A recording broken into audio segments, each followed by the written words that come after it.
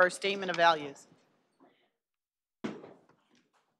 I pledge allegiance to the flag of the United States of America and to the republic for which it stands, one nation, under God, indivisible, with liberty and justice for all. As we gather, we humbly seek blessings upon this meeting.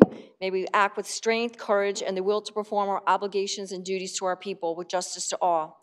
Let us seek wisdom so that we may act in the best interest of our people, our neighbors, and our country. All this we ask so that we may serve our community with fairness and respect, putting their needs before all. Thank you. Please be seated. City Clerk, roll call. Councilmember Mahan. O'Neill. Davis. Watanabe. Kolstad. And Mayor Gilmore. And Mayor, may I please make the AB 23 announcement that Yes, members please. of the Santa Clara Stadium Authority, Sports and Open Space Authority, and Housing Authority are entitled to receive $30 for each attended meeting and the Statement of Behavioral Standards. The City of Santa Clara has adopted a code of ethics and values and behavioral standards for public meetings to promote and maintain the highest levels of conduct. This includes mutual respect, robust discussion, and allowing city business to be done in an efficient and consistent manner. Please note that as the presiding officer, the mayor's direction in matters of process and decorum should be followed, and that use of the gavel indicates all conversations must conclude, and everyone in attendance should come to order and attention. Welcome, and thank you for your participation. Thank you, City Clerk. So the next we have is reports of actions taken in closed session. City Attorney.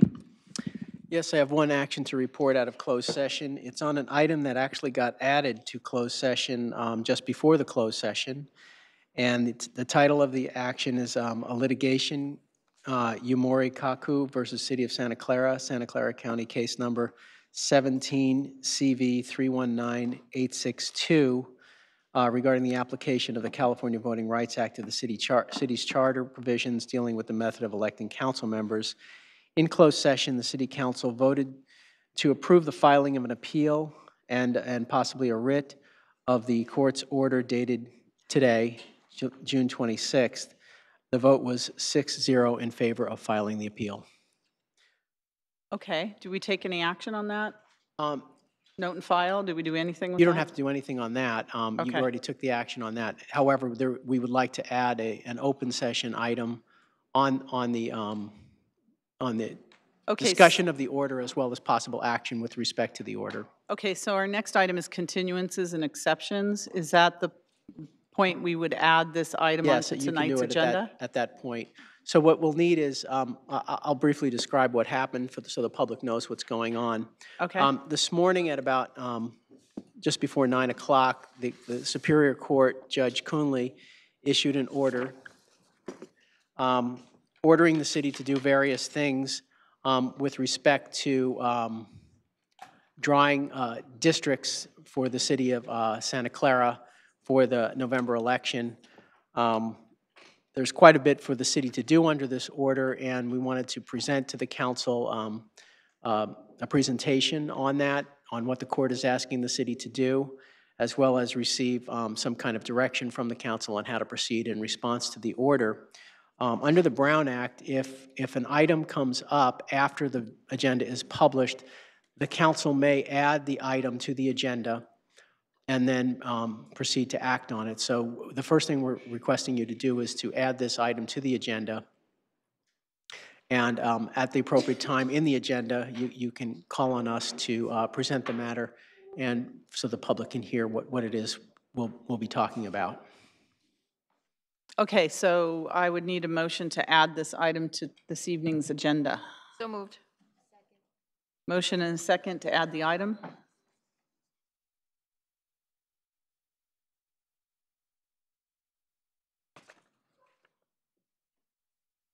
Please register your vote. Okay. So we can add that on.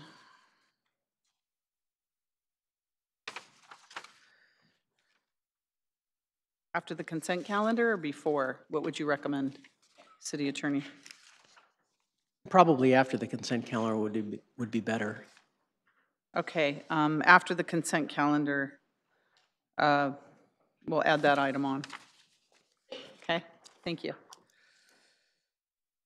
Okay, other continuances and exceptions? Mayor, Yes, go ahead, City. staff would like to pull to item 2F. Our Director of Community Development needs to read into the record a new document Okay, at the so appropriate 2F? time. 2F. Okay. So that'll be heard. Consent items pulled for discussion. No, I thought we were on continuances. Councilmember Davis? Thank you, Mayor. I would like to pull, no, sorry. I would like to continue 4B, 575 Benton Avenue. The applicant commingled two items. One was the downtown revitalization of the sale of the land plus 575 Benton, and I would like that heard on July 17th along with the other item that will be on that date. So I have an issue just with that because as was in the agenda report, because the applicant, which is Prometheus, has tied the two projects together, I'll call it the VISO project on Benton Street and the downtown projects, I am conflicted out, so I don't even think I can run the meeting to talk about a continuance. I have a question for clarification. Councilmember Davis, you are requesting continuance of item 4B, but there is a 4A item, which may be the item you're referring to. That's the actual land use item. I have 4B as for discussion. 4B is a conflict of interest memo, but the two would need to be continued Okay, together. is that if the that's one your that conflicts desire. out Mahan and Gilmore? Is that the one we're talking about? 4B is just merely information. There's no action to 4A take on is the 4B. action, yeah. Okay. Vice Yeah. Mayor, would you like to So comment? just for clarifications for the record, you may want to restate that your continuance is relevant to 4A, To add 4A to 4B? Yes. Okay. So, yeah. if that's your So let's desire. continue 4A, 4B, 575 Benton Avenue to July 17th. That coincides with the sale of the Vice Mayor. downtown.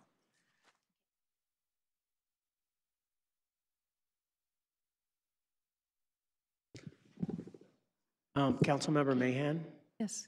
I think you also have a conflict on Yes, this I one. do. Do I need to leave or just vote to abstain?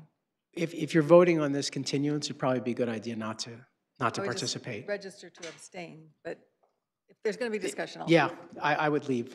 Thank you. Okay, thank you. How do we open, we open for discussion? I have a motion. There's a motion to continue on the continue. floor. Is there a second, is the question? I'll second it. Oh, do you want to open it and then continue it? Yeah. Um, Okay, Well, I would open it and then continue it. okay. So we're opening item 4A and 4B for discussion. You're just simply opening the public hearing and then continuing it. Okay. Opening public hearing For purposes. And you can do for that as purposes a, of discussion. and you can do that as, And as a moving single the, motion. moving the Yes. item, yes, to July 17th. Yes. Yeah, okay. Okay.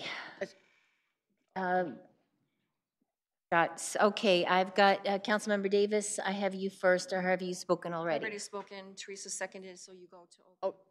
Oh, okay, I just wanted to, did you want to amplify a little bit more on one, Why? yeah. Because the applicant at the planning commission put those two in parallel, so they should be heard in parallel now. And that's why I want to put them together. They were separated, so I want it referred back to staff, so they have time to deal with both of them at the same time, because in the planning commission, that was another reason that they, some people abstained from that, because it was put together. It was not, they were done separately, but now they have been put together. So I want them heard together. Further? Okay. Councilmember Kolstad? Thanks, Vice Mayor.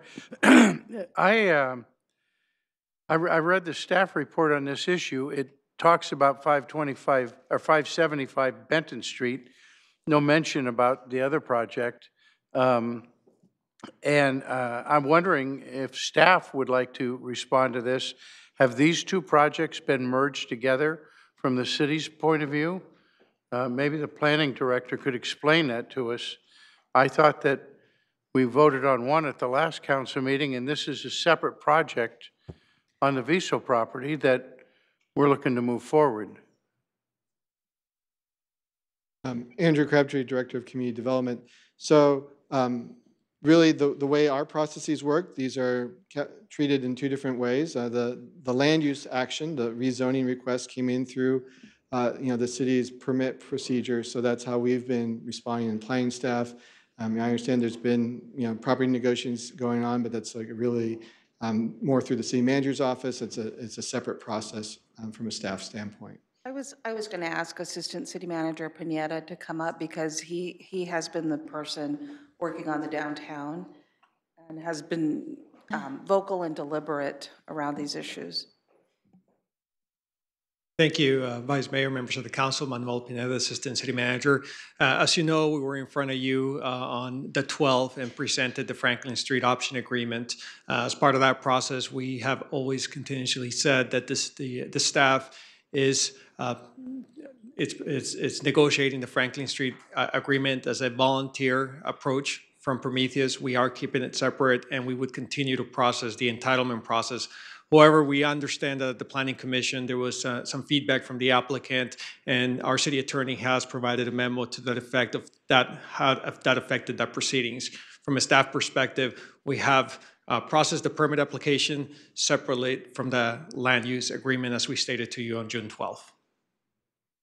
Vice Mayor, I'm thinking this particular developer has, he's got the Lick Mill Estate, Mansion Grove, he's got the bowling alley that he's talking about developing. In his mind, everything that's in Santa Clara could be similar and be connected. But if staff is telling us that 575 is a separate project, not connected to that little Franklin Street deal, I think we should go by what staff says and hear this project. Okay, Councilmember O'Neill. Yeah, because, well, so, but I would be curious to know what exactly was said at the Planning Commission, because obviously it was enough for the city attorney to issue a memo basically connecting the projects to the extent that we now have 2 more council members who have been told that they have to recuse themselves. So my understanding is that this memo went out, I'm looking at the date. We've had no time to research it. I've personally not had an opportunity to look at the video to see how the developer may have characterized the linkage between the 2 development projects. Just because of other competing priorities, I have not had the opportunity to complete due diligence around understanding what the developer put in the record, how it informs downtown, as well as this project. Okay, thank you. I mean, I myself watched the Planning Commission meeting, and I did hear where the applicant has stated that if one didn't happen, if the Franklin Street portion didn't, excuse me, if 575 wasn't approved, then possibly that there would be no incentive to then, give the land for the downtown. And at that point, it was, I mean, that to me says that there is a commingling. They're connected. That's the essence of the memo. So let me just explain the memo, so in case the public is wondering what the memo says. The memo does not say that you have to consider both items together. It just simply says that because the developer linked the approval of going through with the option agreement, it's not giving the land, it's selling the land, Right. selling an easement to recreate the street. Because a developer said that at the Planning Commission, that created a potential conflict of interest for the 2 council members that just excused themselves, for the mayor and Councilmember Mahan, because they own property within 500 feet. However, if you were to approve the 575 Benton Street ahead of the option, there's no guarantee, because the option is not yet signed and approved, there's no guarantee that the developer would go through with that. So you would lose some leverage by approving one ahead of the other. So that's purely up to you. That's your decision. I'm just simply saying that we're not saying you couldn't proceed tonight. We're just simply saying if you proceed tonight, you must proceed as the four of you, and you would have to have 4 votes to approve the project tonight. Okay, thank you, City Attorney. Any further discussion? Otherwise, I'm going to open it up to the public for discussion. Okay, and I don't have any cards, but would anybody like to come and speak on this matter, please?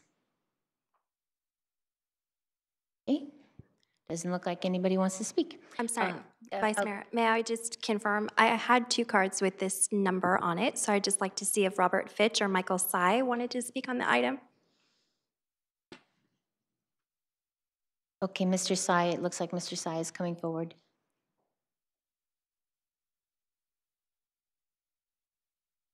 Welcome. Hello, thank you. Good evening, Mayor and Council. My name is Michael Tai. I'm the founder of South Bay YIMBY, which is a grassroots group for housing and transportation.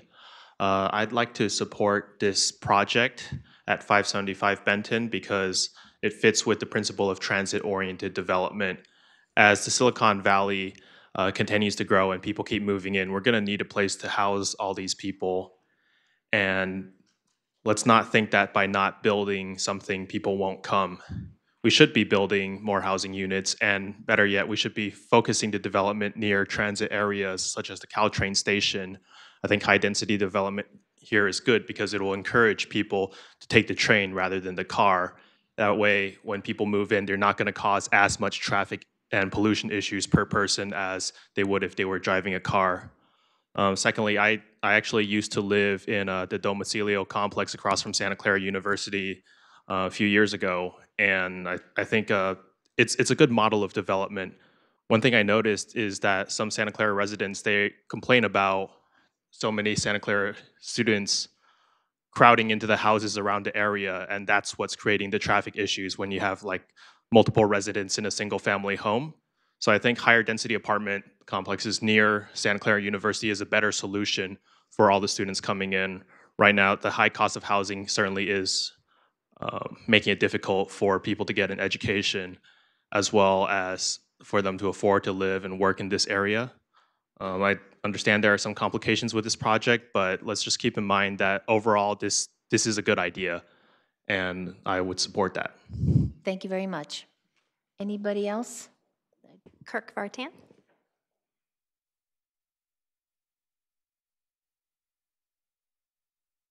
Welcome. Good evening. Kirk Vartan. In this particular case, I'll represent Catalyze SV.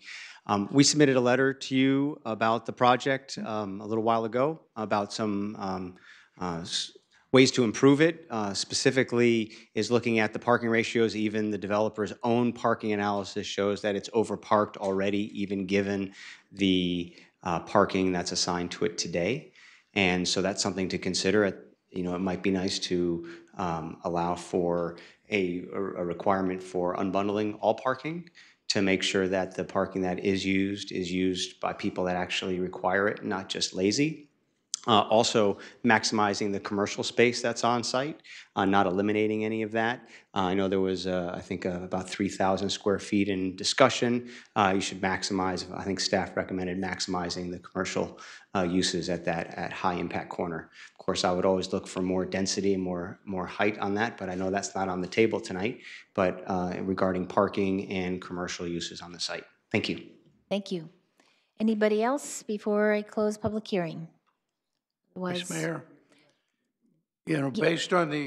You're not closing the public hearing.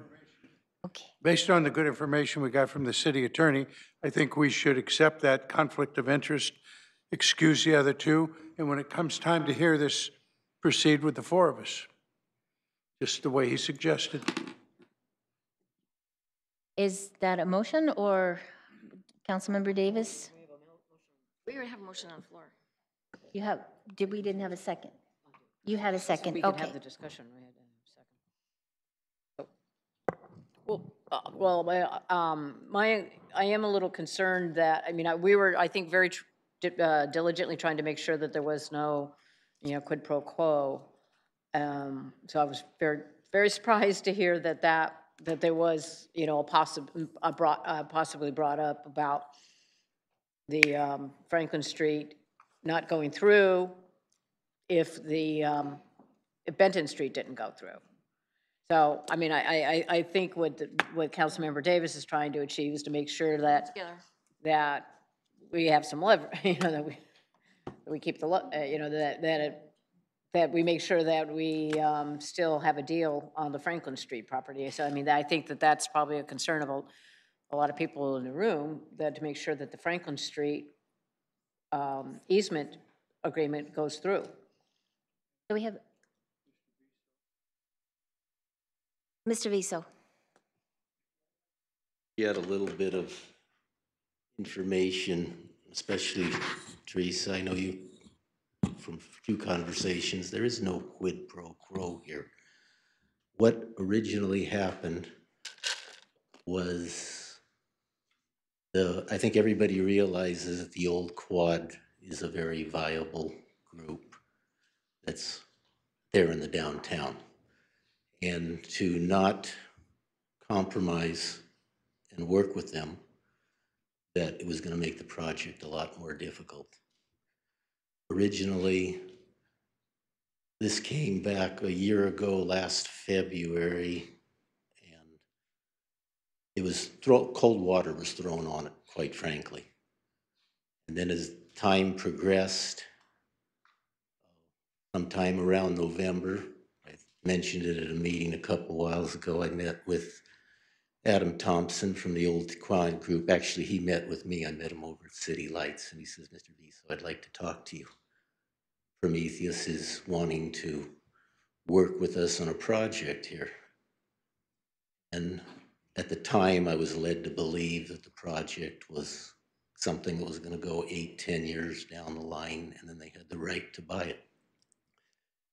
And I told Adam, I said, Adam, I says, the city's been without a downtown for damn near half a century.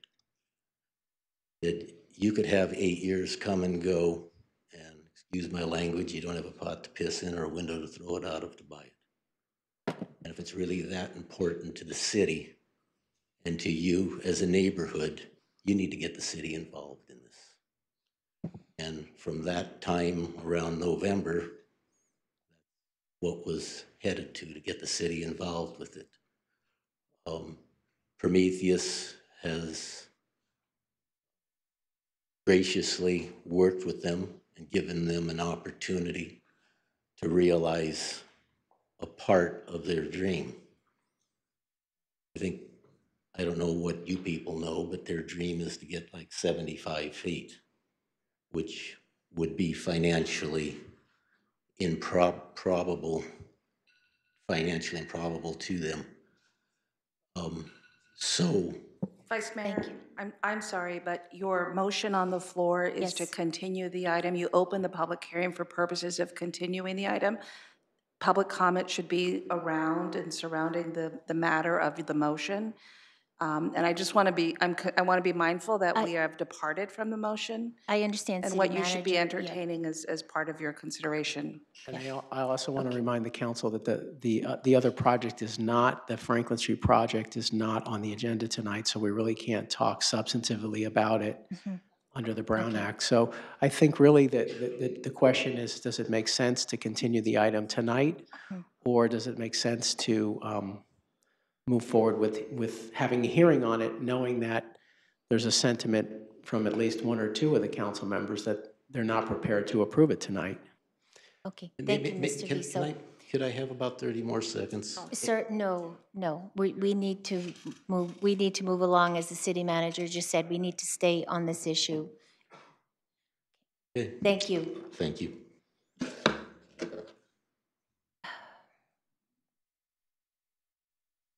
Mr. Thompson, do you have something to say on this issue? Okay. Keep it brief. I think it should be continued because in every conversation, they're linked together. So if they're going to get something over there and we want something over here, it should be continued. Thank you. Thank you, Mr. Thompson. Okay, we have a motion on the floor and a second. Okay, call for the motion. Call for the vote, please.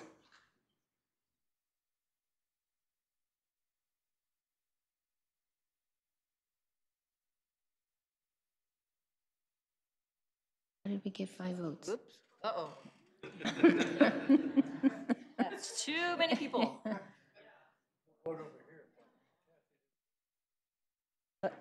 Did you push it? Okay, so so the motion passes, and this is being continued to July 17th. Correct. You want us to do this again? Jennifer? Because we only have 4 people, we had 5 votes. The ghost in the room.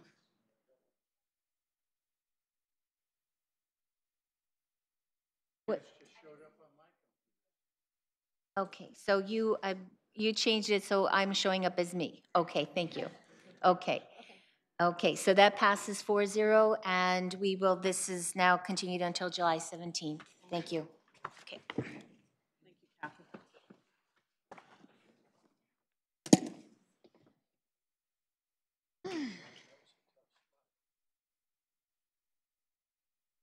Okay, so our next, do we have any other continuances and exceptions? I had one, Your Honor. Councilmember Mahan.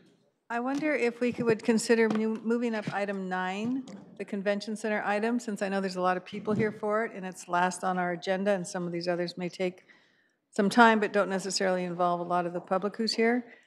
Perhaps move it up to the first item under, well, after number 6, before we get to the others.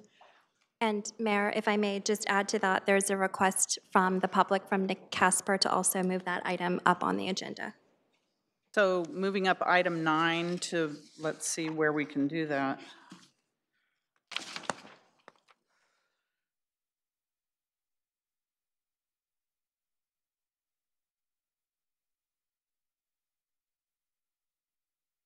How about after the, after item 5? Yes, that would be Okay, fine.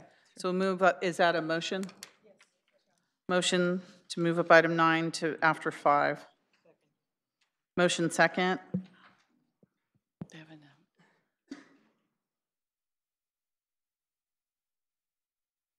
Please register your vote, and that passes unanimously. Okay, thank you. Any other continuances and exceptions? Yes, the matter to Yes. finalize the first matters at hand, which was to pull item 2F to read into the record an updated document, as well as to add the CVRA court order as the first item after the consent calendar. So we did that. You didn't? You never voted on that.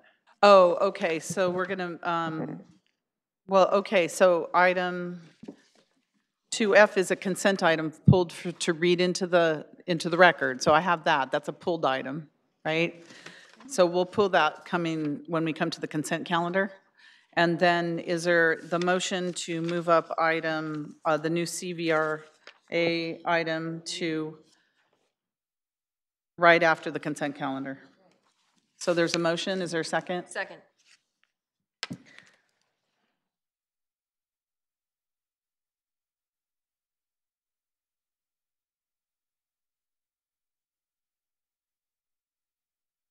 It's coming. Please register your vote. Thank you. That passes unanimously, and that item is moved up. Okay. So any others? I hate to ask. Okay. So moving on, we have our special order of business. The first is we have the Cultural Commission presentation of upcoming events in July and August 2018. And I see Loretta Beavers here from the Cultural Commission. Loretta, tell us what we're doing for the next couple of months in Santa Clara. Good evening, Mayor and Council. Good evening, City Manager. And everyone at home. Yes, July is going to be mighty fun and busy. Yay. You can follow the Cultural Commission on Facebook at Cultural Commission for more information on all of our different events. We have an assortment of events through the year, concerts in the park, in the summer, Friday Night Live in the winter, the monthly commemorative series, arts in public places, mixers, and so much more. And we definitely would like volunteers to help us organize all these fun events. You can go to the city website and join as a friend of the Cultural Commission. Currently, we have 6 cultural commissioners. We have received applications last month for the 7th, and at some point, the council will decide who will join us. For the commemorative series, I should back up.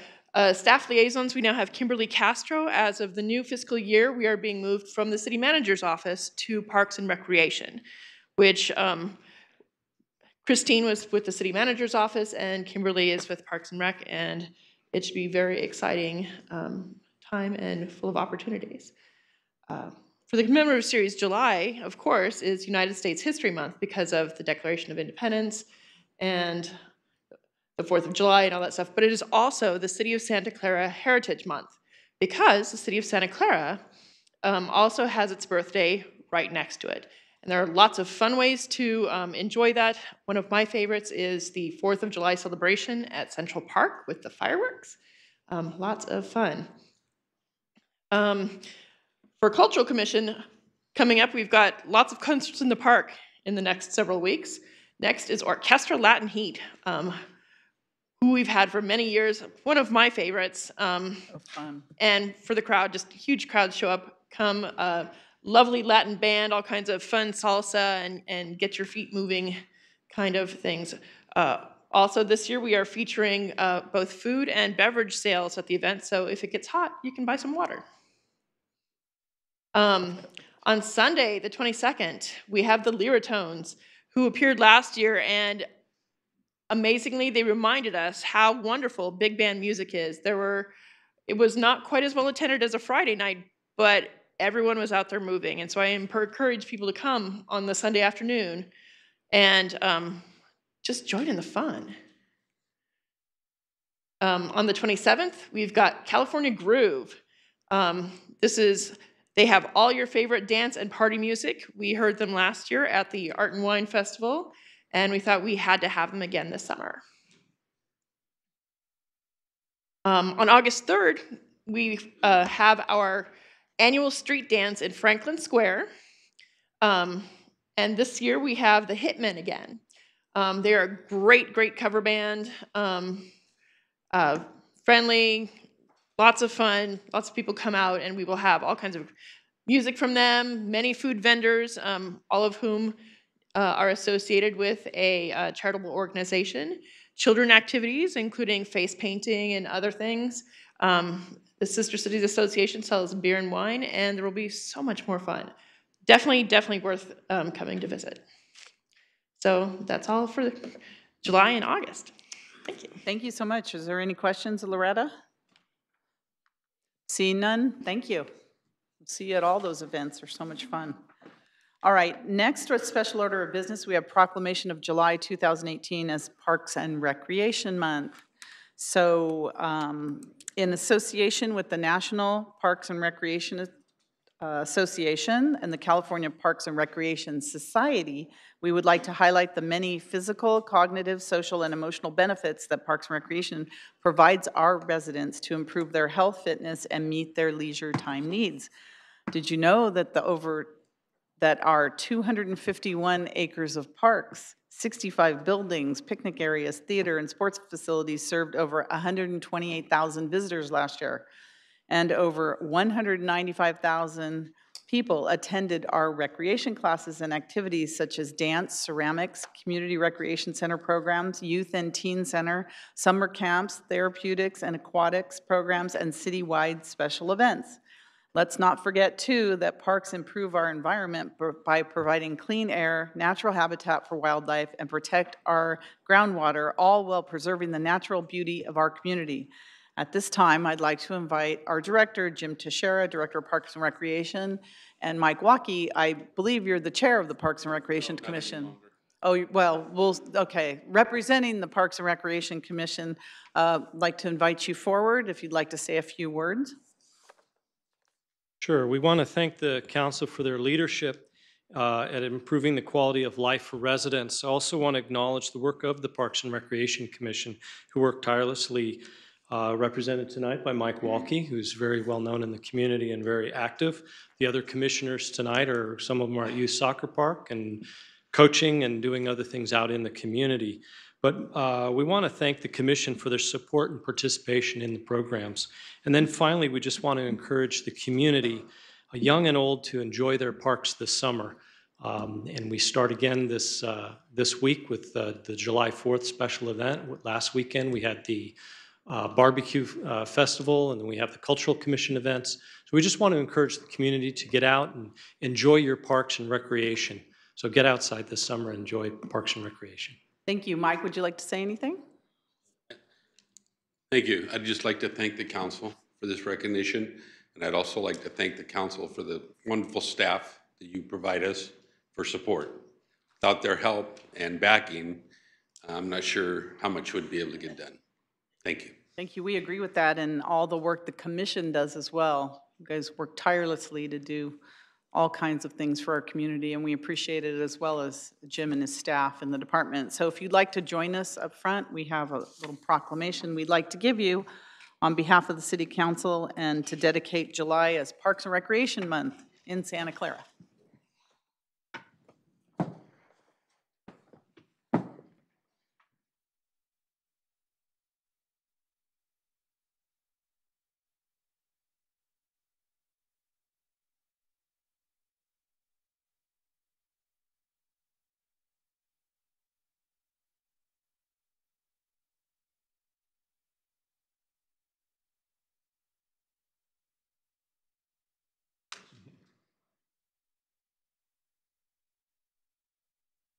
And here we go. I'm going to take a couple. Here's another one.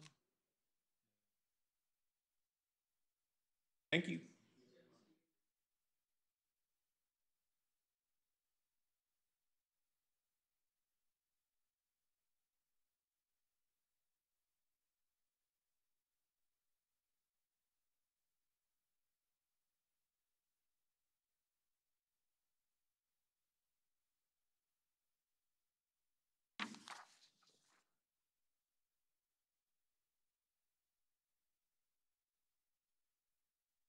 Okay, our next special order of business is recognition of the second annual Challenge Team Youth Essay Contest.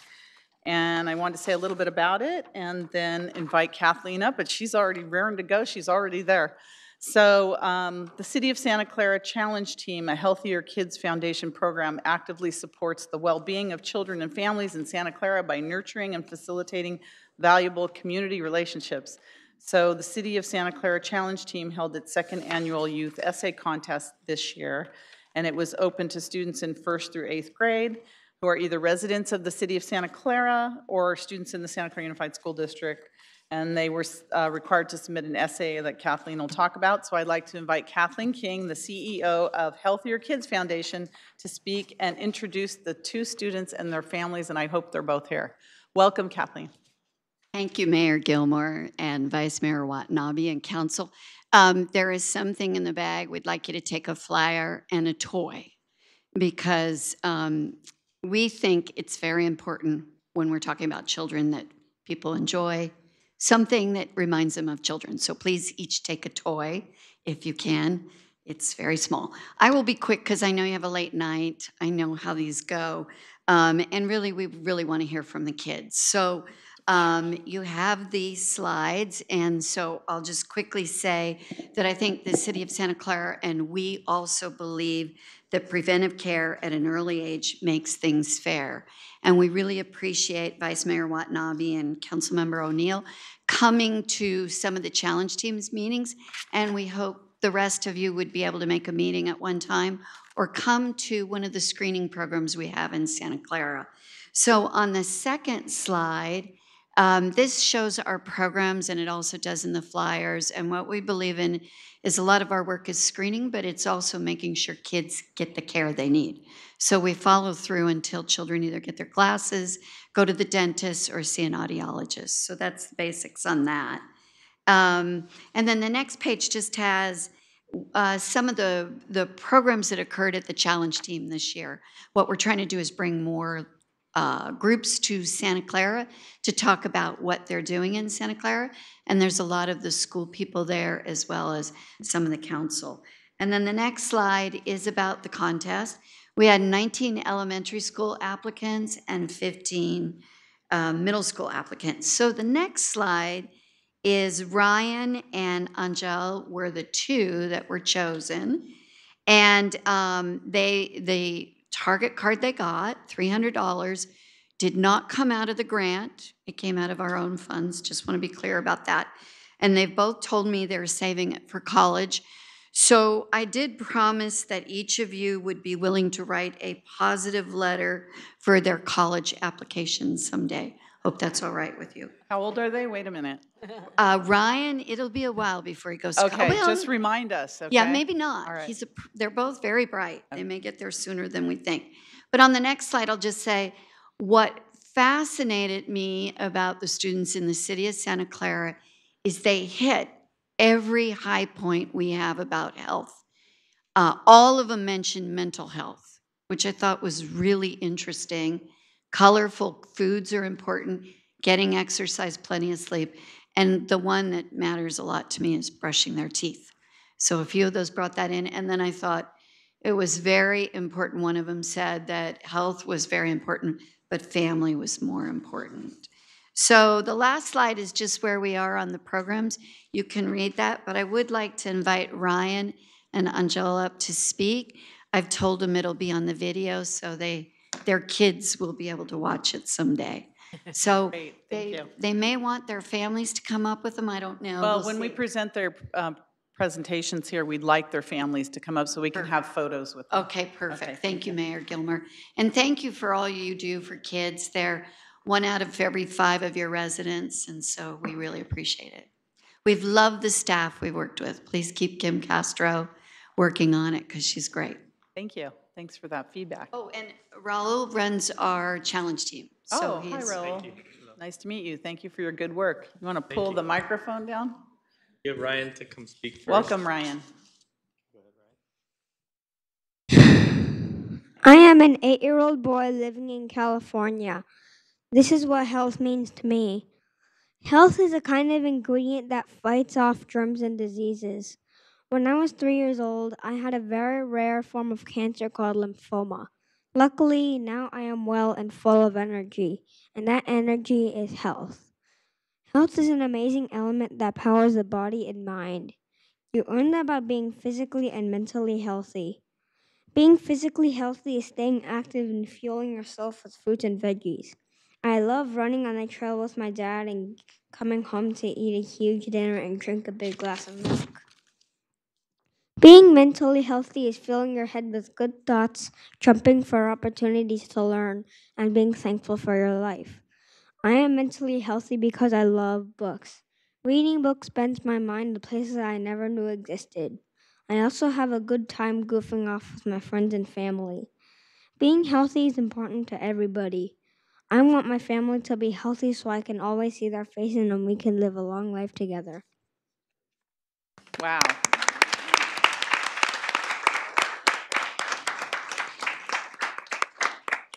That was amazing. Thank you for that. Thank you, Ryan. Welcome. Good evening. I'm Anchal, and I go to Peterson. I'll be going to Wilcox. And the essay's topic was, what does health mean to us? And here's my writing. Health refers to a state of complete emotional and physical well-being. Good health is central to handling stress and living a long and active life. Health is a resource to support an individual's function in wider society. Health can be defined as physical, mental, and social well-being, and as a resource for living a full life. In a person who experiences physical health, bodily functions are working at peak performance due not only to lack of disease, but also to regular exercise, balanced nutrition, and adequate rest. It also involves pursuing a healthful lifestyle to decrease the risk of disease. Mental health refers to a person's emotional, social, and psychological well-being. Mental health is as important as physical health to a full, active lifestyle. Mental health is not only the absence of depression or anxiety, it also depends on the ability to enjoy life, bounce back after difficult experiences, achieve balance, adapt to adversity, feel safe, and achieve your potential. Physical and mental health are linked. If chronic illness affects a person's ability to complete their regular tasks, this may lead to depression and stress. It is important to approach health as a whole rather than as different types. Wow, Thank you. that's amazing. So in recognition of both these very bright young scholars, we'd like to present these certificates to you, and if you would invite your families, if you like, with Kathleen, your staff to come forward, and we'd love to take a picture with you up here.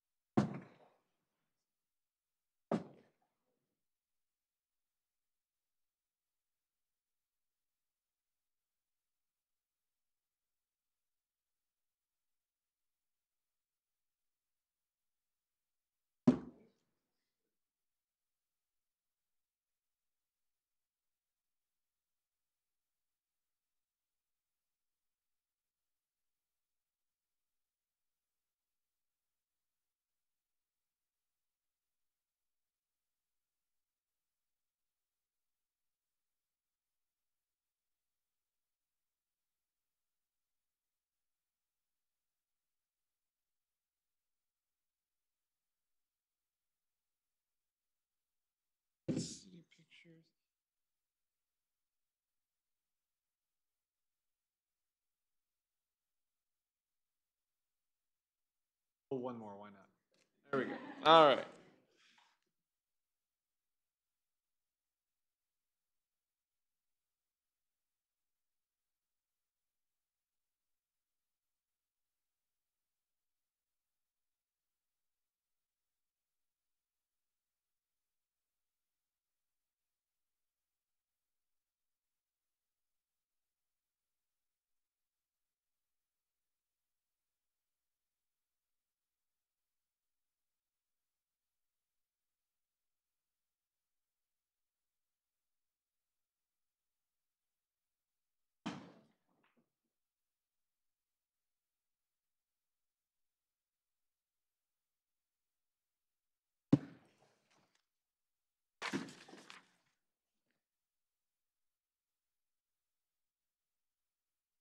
Thank you, Kathleen.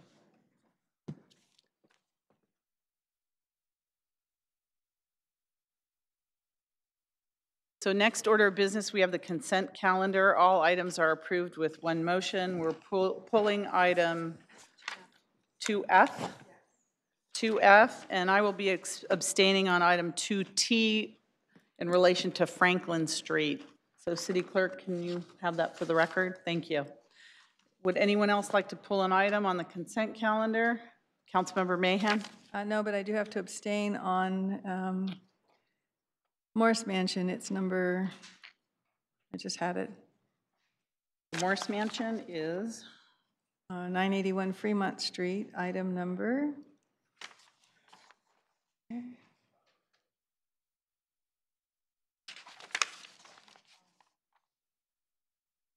Is it 2T? 2I? Yeah, no, is.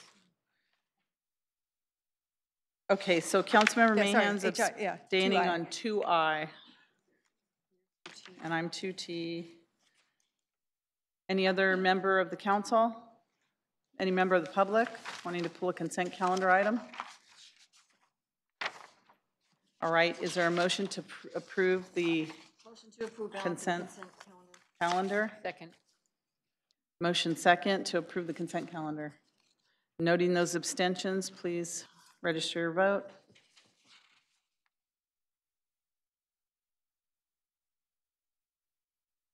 And that passes. Oh, I voted. Is it not showing? And that passes unanimously. Thank you. Okay, our next order of business is the item that we added to the agenda, which is the CVRA order today, city attorney.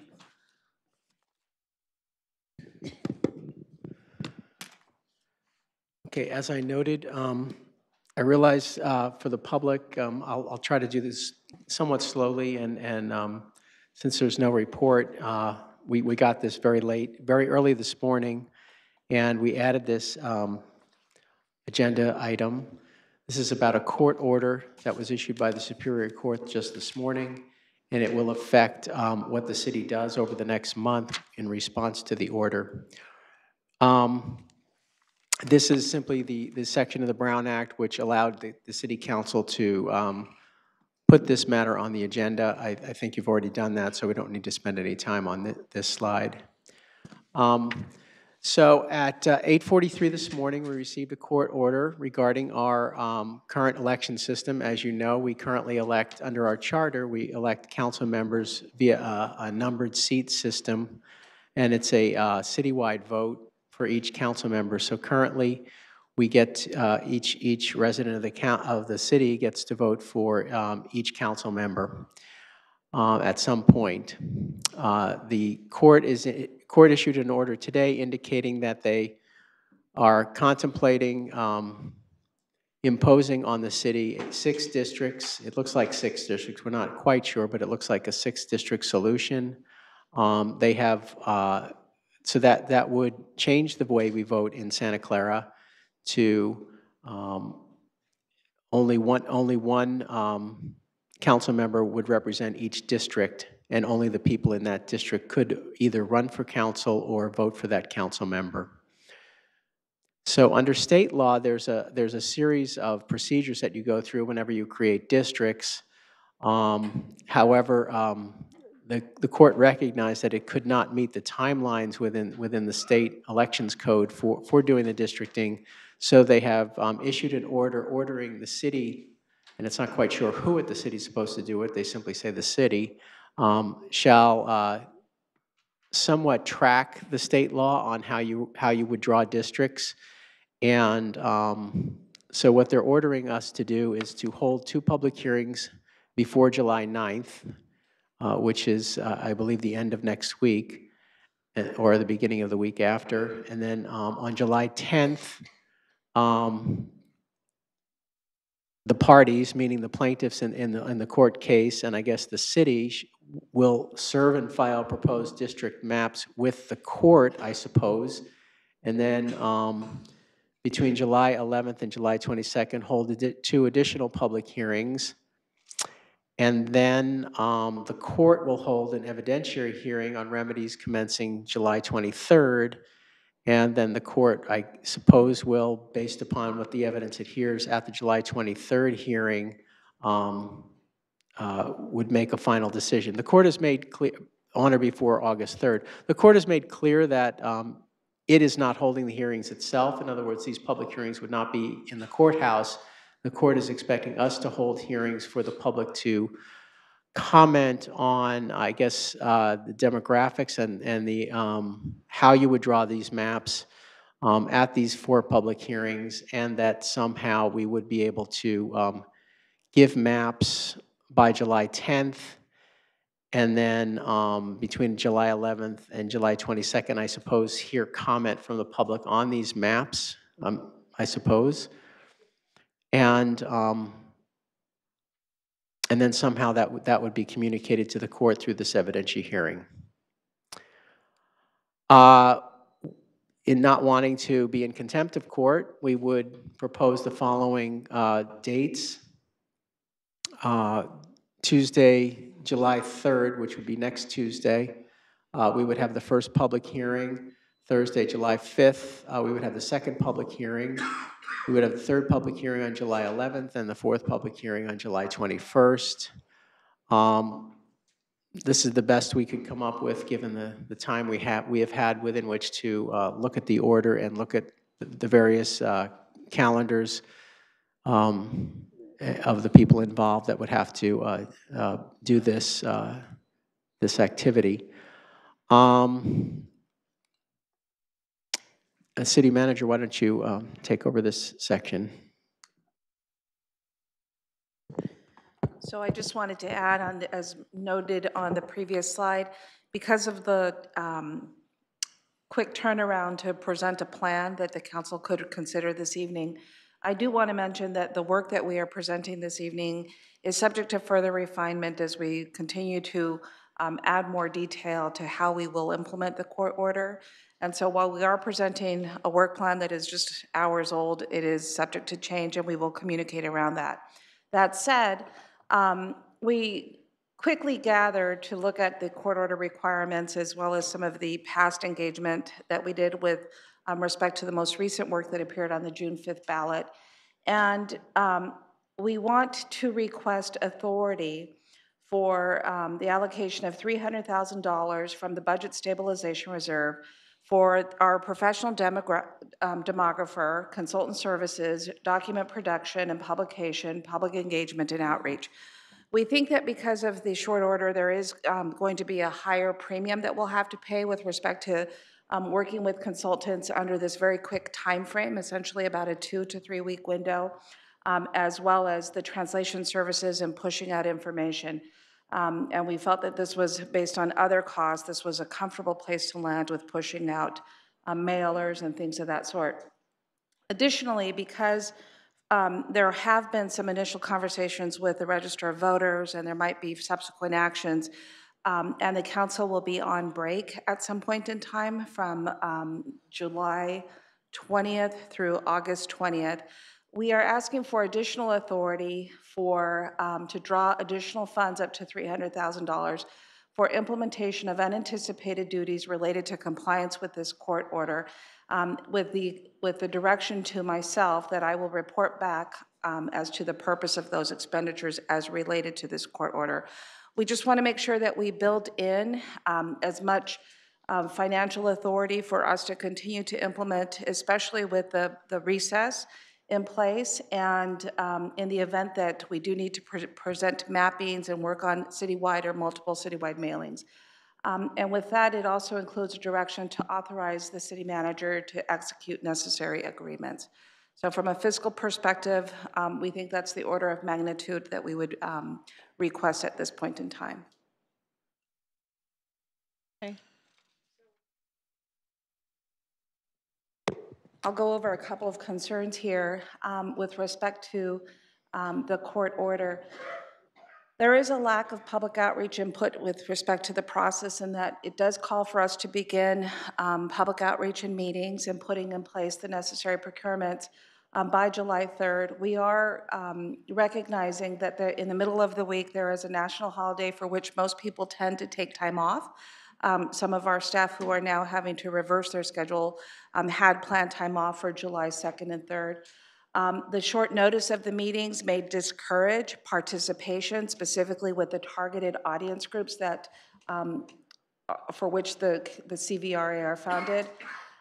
We're not able to conduct proper community outreach to ensure robust participation. We're going to do our darnest to try to make sure that we maximize awareness of these meetings, but we just want to put on record some of the issues that we already can anticipate, having done this more robust community engagement over the last couple of opportunities, as well as the ability to obtain consultants during this period of time under short notice, as well as produce information in multiple languages, which is largely going to drive up costs too for us. There are some concerns with respect to the elections code, and I'm going to pass this off to our city clerk, who can speak to it with greater authority. Thank you. Jennifer? Thank you, Manager.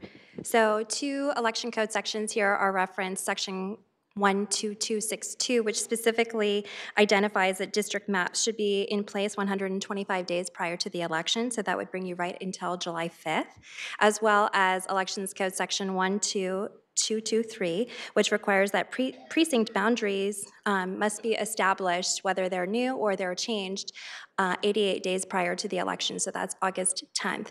And I just, if I could get to the next slide, please. Thank you.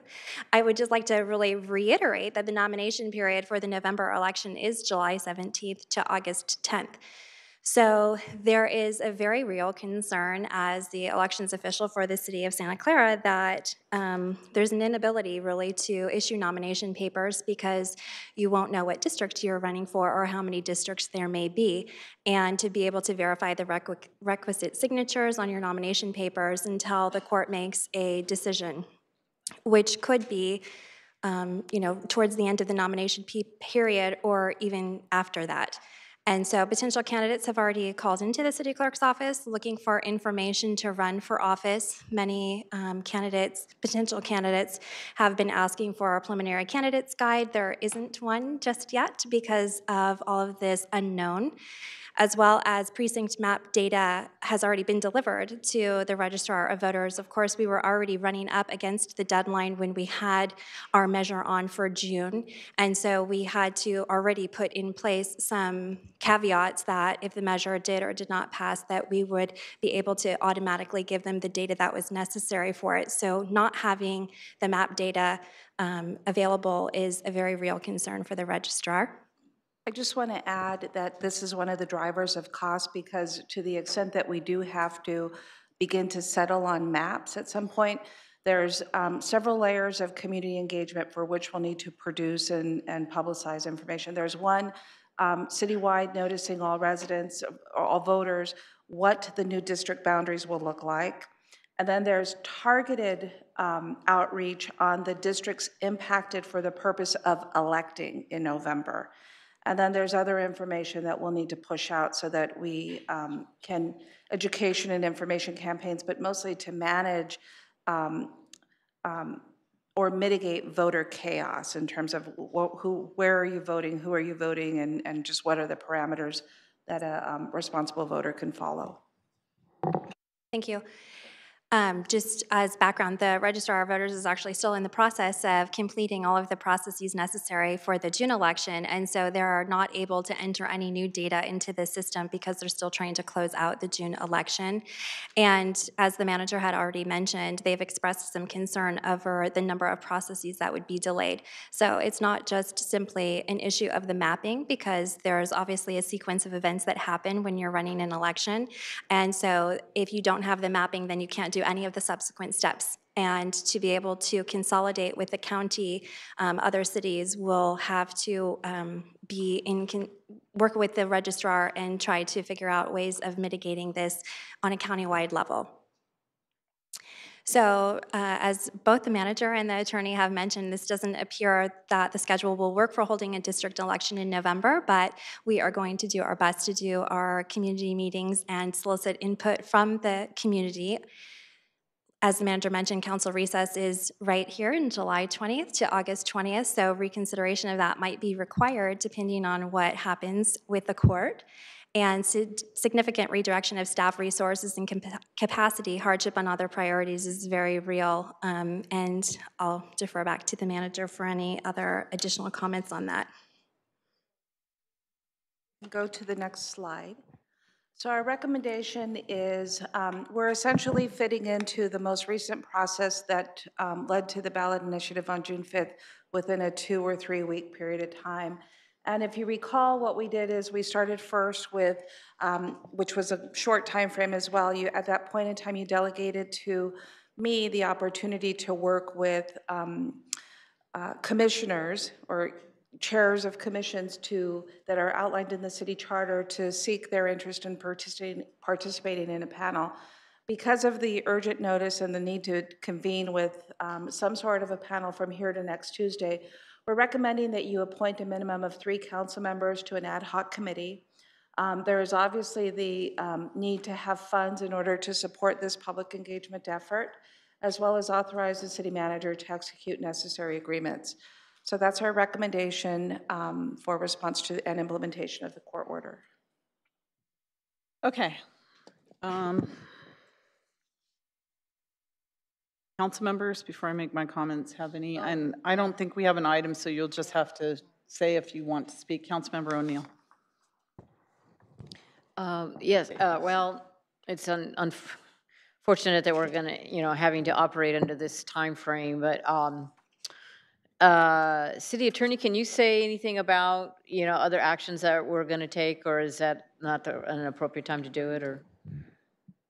Well, I've already reported at a closed session Oh. that there's an appeal, and there's a possibility that if we file the appeal, that this entire order will be stayed, but I can't speak for what the court might do if that happens. Right. I just want to make sure that the public understood that. And then also the perhaps city manager or city clerk, you mentioned the registrar of voters office. Have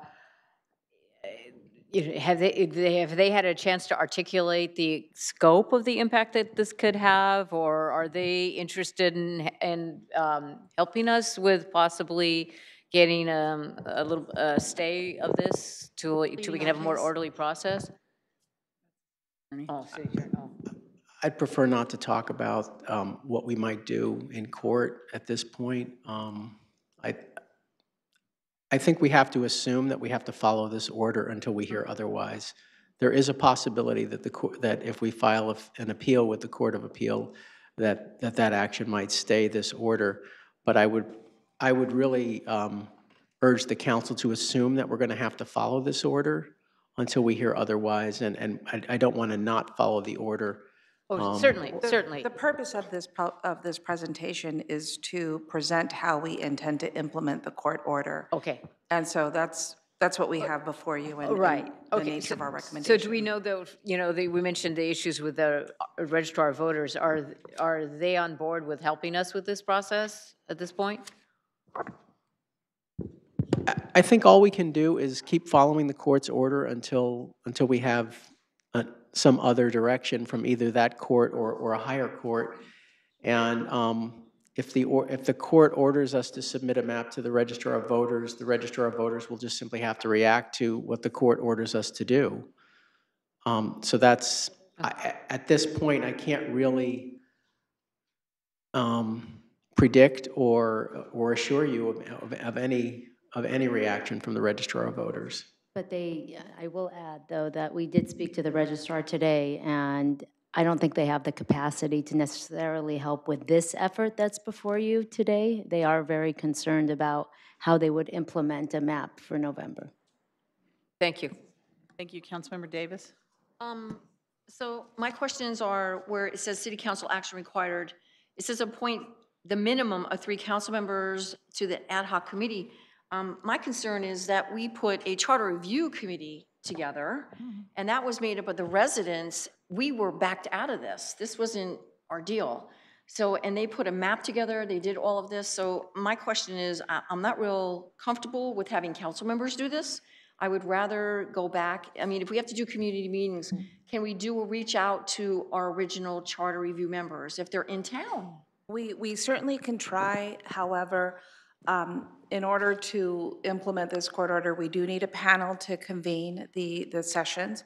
And just as I mentioned, we have, you have a recess, staff had planned on taking time off. It's unknown, and we've had no time to validate who could be available for to serve on a panel under this short time frame. So in default, we said perhaps council members would want to appoint a minimum of or a portion of themselves to at least present themselves as the panel. Okay. And just a clarification, it was the ad hoc It was committee, the ad hoc, not the charter review. Ad hoc. Okay. Ad hoc. So we're not totally committed to. Okay. So then my next question is this $600,000 conservative, or is this going to cost us more? I mean, like, how did you arrive at these numbers? So I'm kind of curious, do we need to give you more authority? We started with 300,000 just through some guesstimates on what how we closed out the previous effort with consultants and all the other expenditures. We recognize that this may come very quickly with respect to the need to publicize around maps, push out information with impacted districts, and so we did ask for an additional authority of 300,000. So if there is additional, I certainly have authority, as you allow for me during recess to have additional authority, we can put something in there. And as the days go through, as we get through the next week, we will have more detailed information. But for now, I think this is okay. You think, okay. And then I guess my third question is, my concern was hiring the demographer. So that would be incorporated in the $600,000. Are we using the same demographer we used before that knows our city intimately now? Yes, Okay. we're hoping she's available. Oh, God. Me too. Okay, thank you. All right, any other council members? Vice Mayor? Oh, I'm sorry, Either way. Councilmember Mahan. Thank you. I just want to clarify because and I do thank the city attorney for providing us with the actual text of the judge's decision and order. So by July 10th, we actually have to file with the court proposed district maps. And is that the purpose of the committee, whether it's council members or charter review or whoever we get together after we hear this public hearing, would be to draw those maps? You know, it's a bit odd because if you look at the statutory scheme for drawing the maps, you would not normally have a map the day after or that soon in the process, because the purpose of the first two meetings is to have input from the public just about the whole idea of how you should draw the districts without a map in front of them. And then based upon that input, you come up with a map, and then those maps are vetted through the second two public hearing processes. In other words, people come in and say, no, don't draw the line there, draw it here. So I'm not fully understanding the court's rationale for requiring the maps on the 10th, but that's what the order says. So we'll have to come up with something, at least on our side. I guess the plaintiffs, I don't know whether the plaintiffs will attend any of these meetings and hear the demographic information and come up with their suggestions as to the maps. You know, quite frankly, there's an element of... I'm sorry to interrupt you, but it is the court order that the party, so I'm assuming that means each side is going to present to the judge their version of districting maps, the way I read this court order. That's what the court is ordering both sides to do. Okay, okay. Is there any way we can begin work on that in tandem, in parallel with having the public hearings go forward? I mean, if... We've already told the demographer to start working on the maps. It's just that there's an element, under the statutory process, you're really not supposed to have a map for the first two meetings. So it's a little bit confusing because it's this hybrid of following the statutory process and then this order. So I suppose we could present some of those maps at those first two hearings. I'm not really sure exactly what we're supposed to do, but we'll try to do our best. Vice Mayor Watanabe? Thank you, Mayor. No, I was just going to say, I mean, the Charter Review Committee did a lot of this work already and created maps. I saw some of the work that they did even. I mean, I don't want to see us have to go through all this trouble and reinvent the wheel if a lot of the work has already been done, or they can use it to, you know, move forward with this order. The demographic work is there. In other words, we know precinct by precinct what the demographics of the city looks like, and the demographer will know the kind of information to present at these meetings.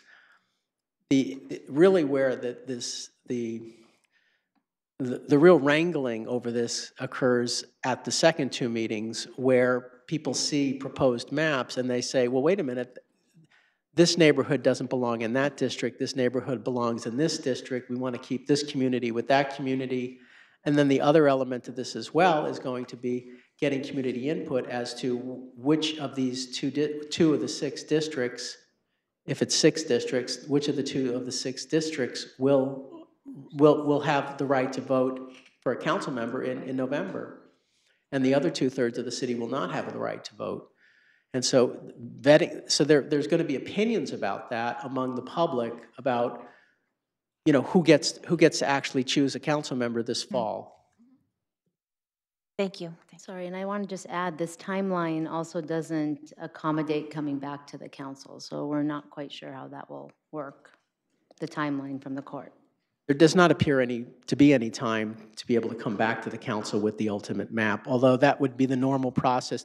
As you did the last time you voted on a map, there was an ordinance and that there was an effective date. So we're clearly outside of that with this order. The judge, it appears that the judge will get the information from this process and simply issue a map, and then we'll go from there.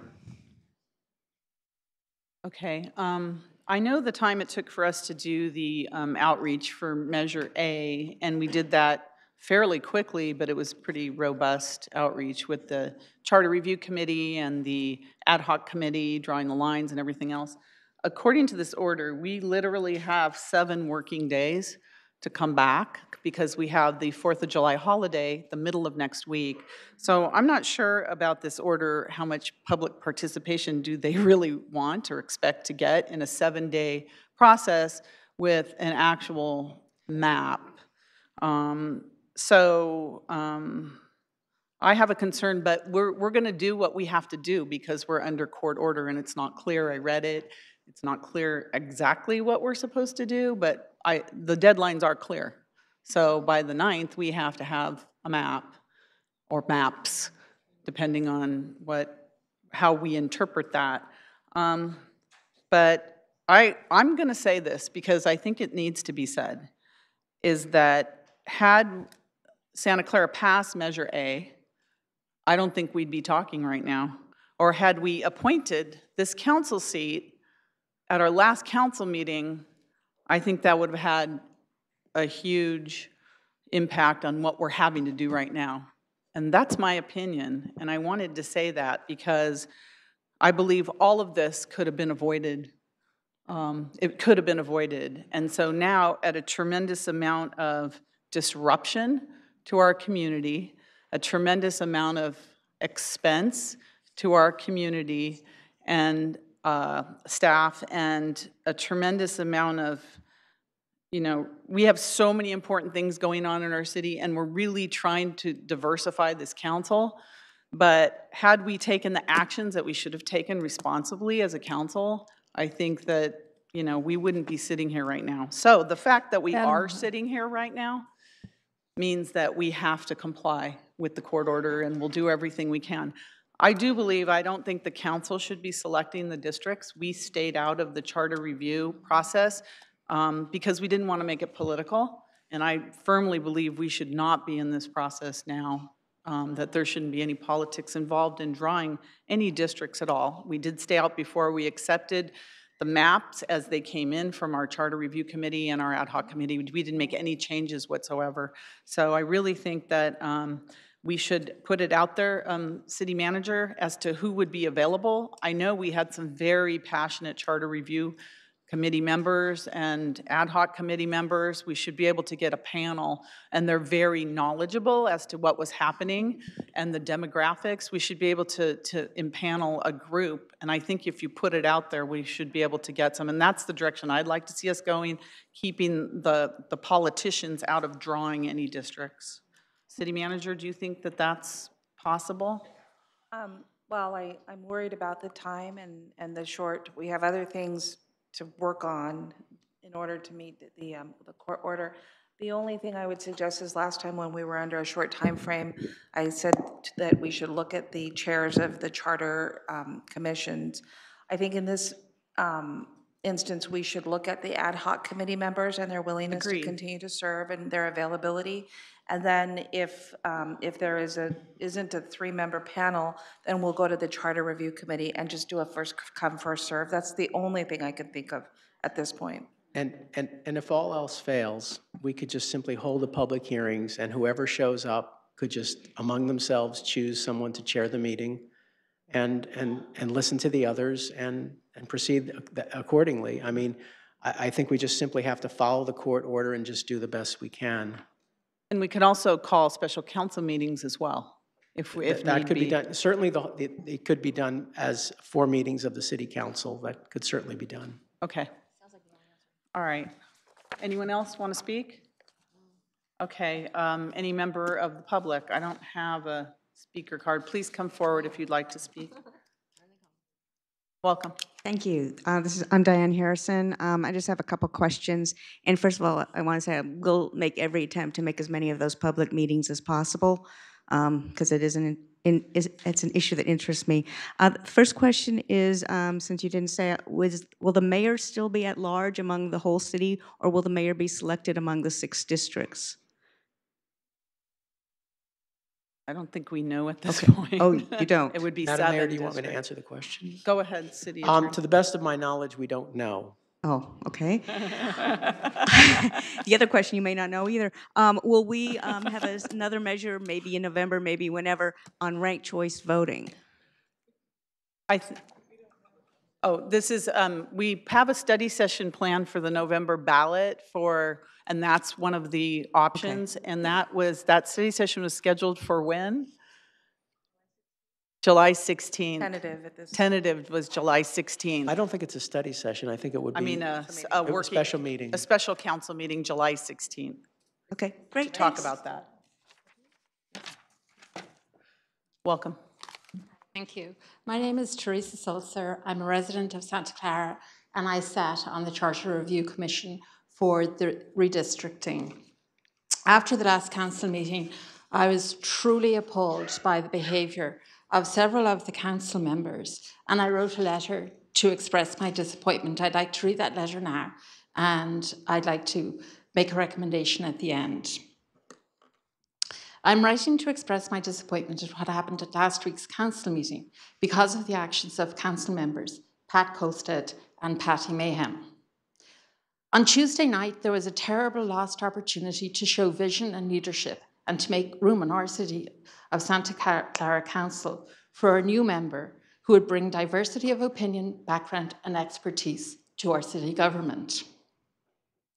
Any one of the final candidates would have made an excellent addition to our council and would clearly reflect the wishes of the electorate. They all have a history of being active members of the community and have devoted countless volunteer hours to bettering our city, its democracy, and our way of life. Please refer to their bios and personal statements.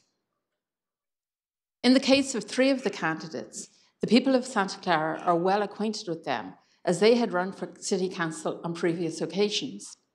In 2016, one of the candidates received a mere 4% fewer votes than Councilmember Mayhem. In 2014, one candidate received only 10% fewer votes than Councilmember Colstead. At the start of the council meeting, you all took an oath to act in the best interests of the city and its residents. And then you all voted to accept the process put forward by the city clerk on how the appointment would be conducted.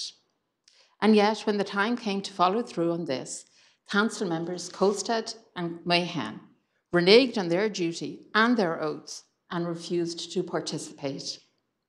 Councilmember Mayhem read her prepared statement at 1:30 a.m. after most of the public had already left, while trying to persuade people that her decision was not pre-planned. Had she announced this earlier, concerned citizens like myself would have had the opportunity to address this abdication of duty. Councilmember Colstead didn't even bother to justify his actions. We have 7 seats on our city council for a reason. The city is best represented and protected when all the council seats are occupied. Can I It's request? a 2-minute, so Could somebody give me their time, It's please? not public presentations. This is 2 minutes, but you can come back at public presentations. Okay. Okay, thank you.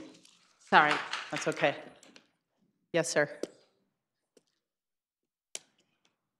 Robert Fitch, I didn't come here to talk on this, but I would like to thank the council for appealing this decision. One thing, having worked to try and help people cope with bureaucracy, I've realized the importance of having council people elected for the whole community, that it isn't just one little district. And if this is imposed on us, we're going to lose something very, very important. I look at my little subdivision where things are quiet and peaceful. We don't really need to be involved. People in the old quad, with all of the things that happen, there's all kinds of reason to be involved.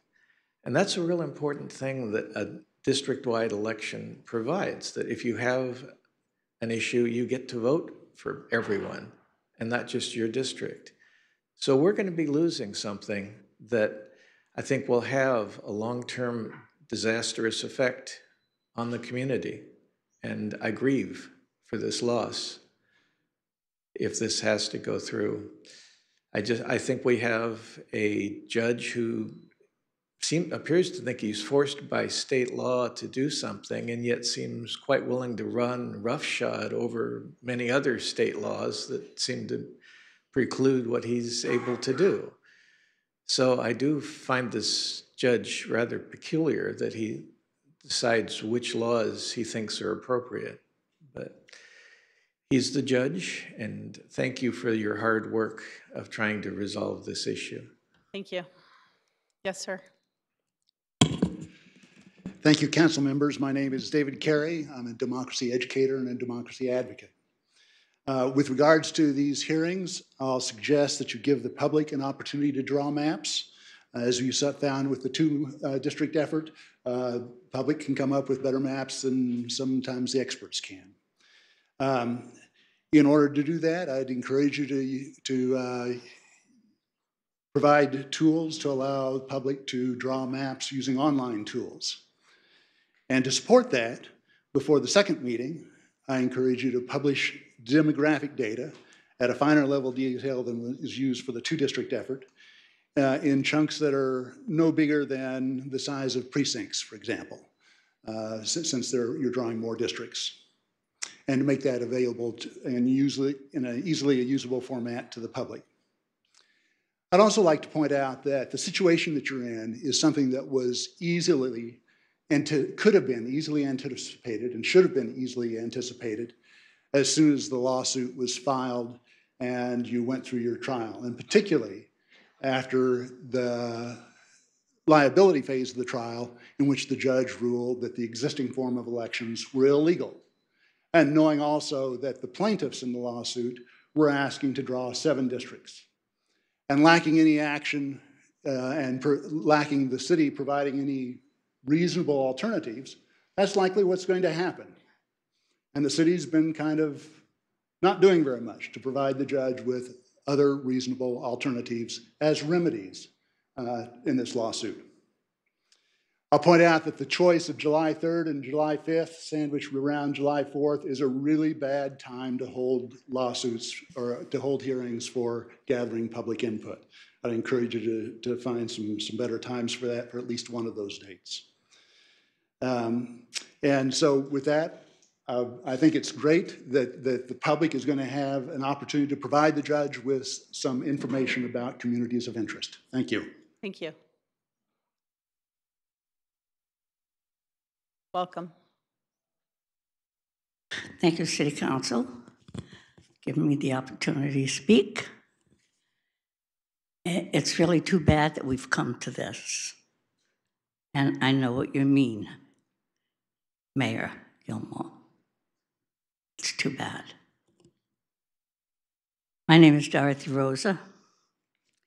I've lived in Santa Clara for 37 years. I know there's such a thing as the Santa Clara way. It means we care about our city.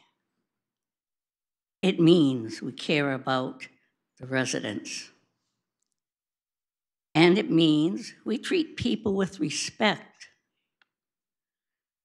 A few weeks ago, we saw people applying for a vacancy in the city council. They came in for an interview. They answered questions. Some of them brought their families. They wanted to serve. That's the Santa Clara way. The majority of the city council and members treated them with respect. That's the Santa Clara way.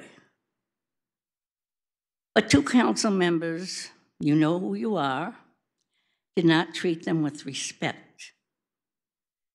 2 council members were not honored or considerate. The council members made people jump through hoops for no good reason. That's not the Santa Clara way.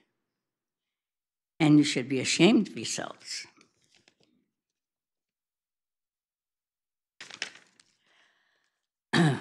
People in our community know what you have done, and we won't forget it. Thank you, Ms. We Rosa. will believe in the Santa Clara way, even if you don't. Thank you, Ms. Rosa. Welcome, sir. Mayor, council, staff. My name is Howard Myers, longtime resident of Santa Clara. And I'm going to state the obvious because it needs to be stressed, I think. The whole idea is that obviously there's a lot of things going on behind the scenes that we don't know about that led up to this decision. But that doesn't make the decision any more sane.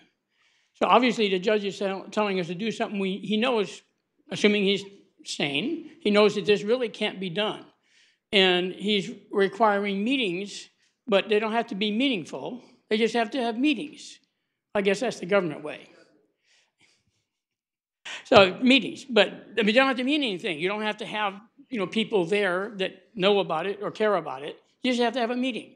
And they're going to give you time to have a meeting. And sure, these two dates are ridiculous, but how else are you going to meet the timeline that the judge set up?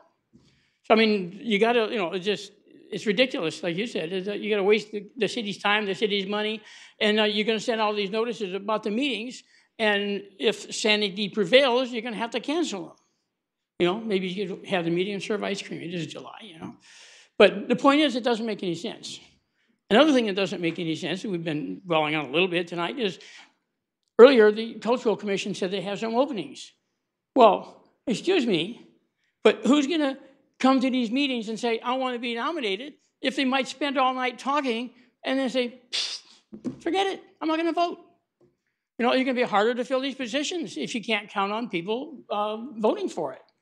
It's just insane. And some of the people we've seen apply for commissions are completely disrespected in the past. But anyway, as usual, I don't have anything to say, but that doesn't keep me from saying it. Thank you. Welcome. Hi, I can't breathe, so I'm not sure I can talk, but I want to ask a silly question because it might work. What if you accepted the plaintiff's view of the districts? They've obviously gone to a lot of work to decide what districts ought to exist. Personally, I'm against districting. I think that our city just doesn't make sense to have districts. But can we accept their version of it? You're saying you're sharp looking no. I'm not sure we've ever seen a map. To date, the plaintiffs have not submitted any maps. There's no map submitted by the plaintiffs. So that's not helpful. Because make them do the work is what I was thinking. Okay. Thank you. Good suggestion. Yes. Anyone else? Please come forward.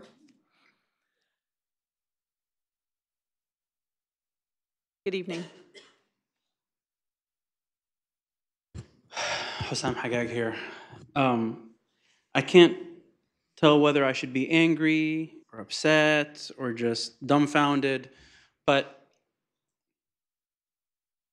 we spent months, over a year actually, on, I think when I counted it was like 30 meetings, each meeting running over 2 hours to get to where we got with Measure A. And I'm not gonna cry over spilt milk. Measure A didn't pass. It was democracy in action, and I respect that. Over 19,000 people voted for Measure A. It lost by around 800 votes, give or take. And that's 19,000 people who voted when 2 years ago or a year and a half ago, nearly 39,000 people voted in Santa Clara.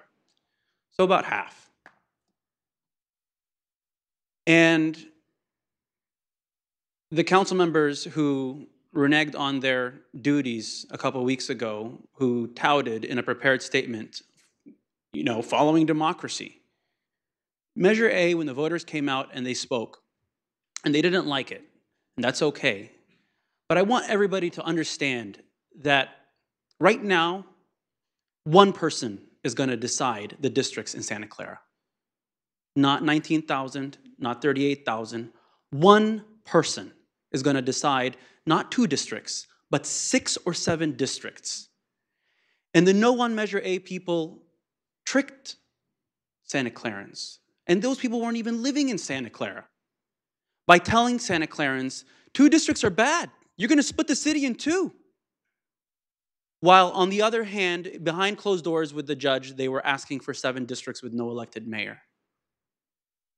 So I don't know whether to be angry that this judge is following, their lead on this, asking for us to follow a ridiculous timeline that violates state law. I'm speechless. I'm at a loss for words, and as I submitted a statement to the court, this is not community engagement. This is not democracy. Thank you. Thank you.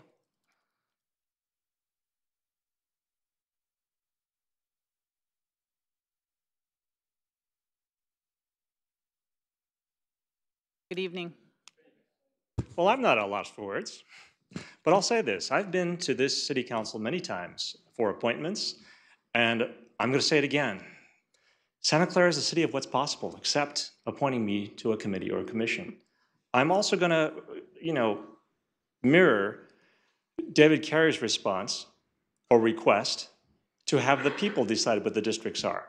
Because we've seen what a council-appointed CRC twice, and a council-appointed districting committee, again, chaired by a minority person who campaigned against every minority candidate to support the seated council. I mean, I think these things need to be pointed out, and I think that we need to start getting to the point where we have real discussion.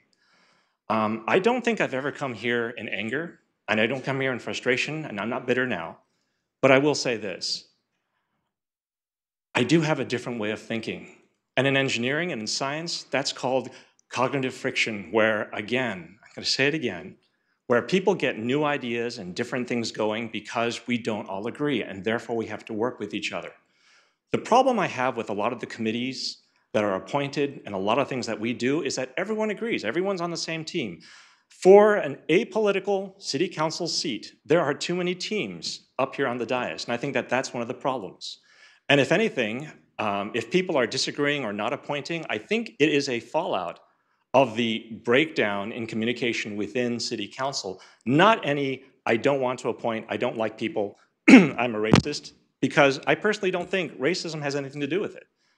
But it is the teams. And I know one thing, that if we decide that the teams are made up of certain races, we'll have those candidates tomorrow.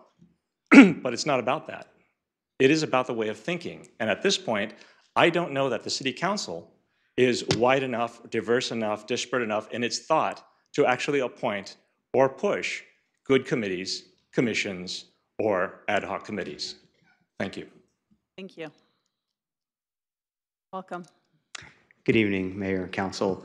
I was debating whether or not to comment on this. I do hope that you have good success with figuring out what is legally possible to do and that's something that's actually doable.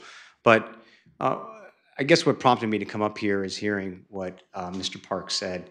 And the fact is the reason he's not on the council right now is because of 2 council members on this dais.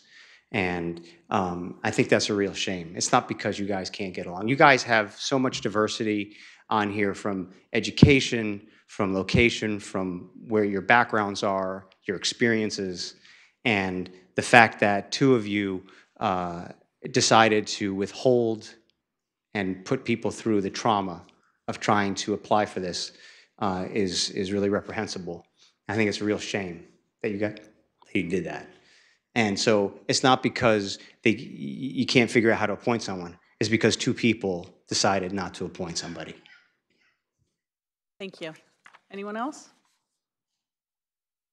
All right, Council.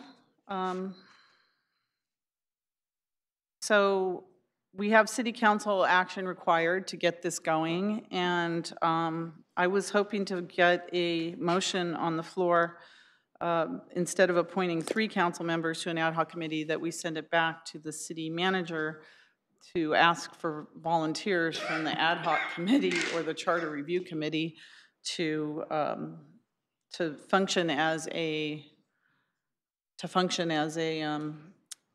board to have the public hearings next week. And we don't have a choice; they have to be next week.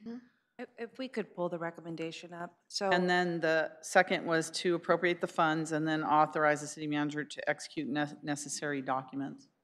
I would ask in the event that, as I mentioned, if our ad hoc panelists aren't available or aren't willing to participate, and if we're not able to get anyone from the charter charter review committee, that you allow or authorize me to come up with an alternative plan.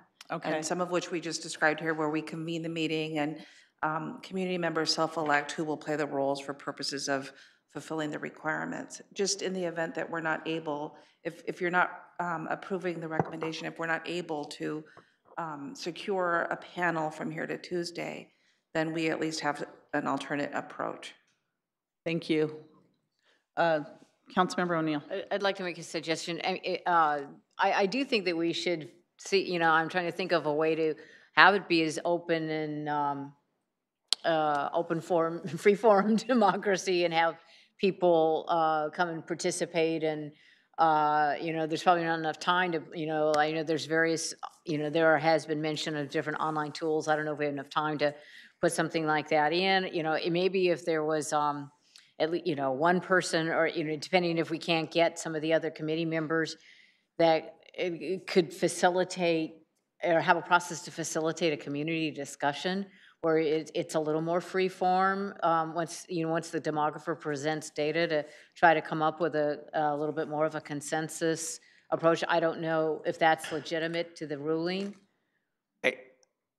I don't think a free form anything would really accomplish much. I mean, you have to have someone who can actually run a meeting. Well, I mean, if we had somebody to run a meeting and then So, I mean, if we just show up in a room with a bunch of information, someone actually has to, you know, we have to follow Robert's Rules of Order. There's just really no way of doing anything, and Robert's Rules is very flexible. It could be, if we can't find anybody that's willing to serve on this, we can just simply say whoever shows up, you can elect a chair. That's the first thing you do, is elect a chair, and then you go through the staff can present the information to whoever's there. But, you know, this is a very unwieldy process that we just really don't know what else to do. If we're going to follow the order, the order literally says the city shall hold hearings. It doesn't say who shall hold hearings. So, and it says we shall just try to do the best we can. I mean, that's kind of the phraseology in the order. So I think we should, but I don't think we should hold a hearing. We shouldn't hold a meeting without some kind of order to it. Oh, I agree. I agree that there should be somebody, at least somebody, that would be in charge of trying to, you know, that would be driving the process. I mean, we'll just do the best in terms of finding somebody who's willing to, you know, I think it's good to have like 3 people at least to run a meeting, because then you can actually take votes and move along.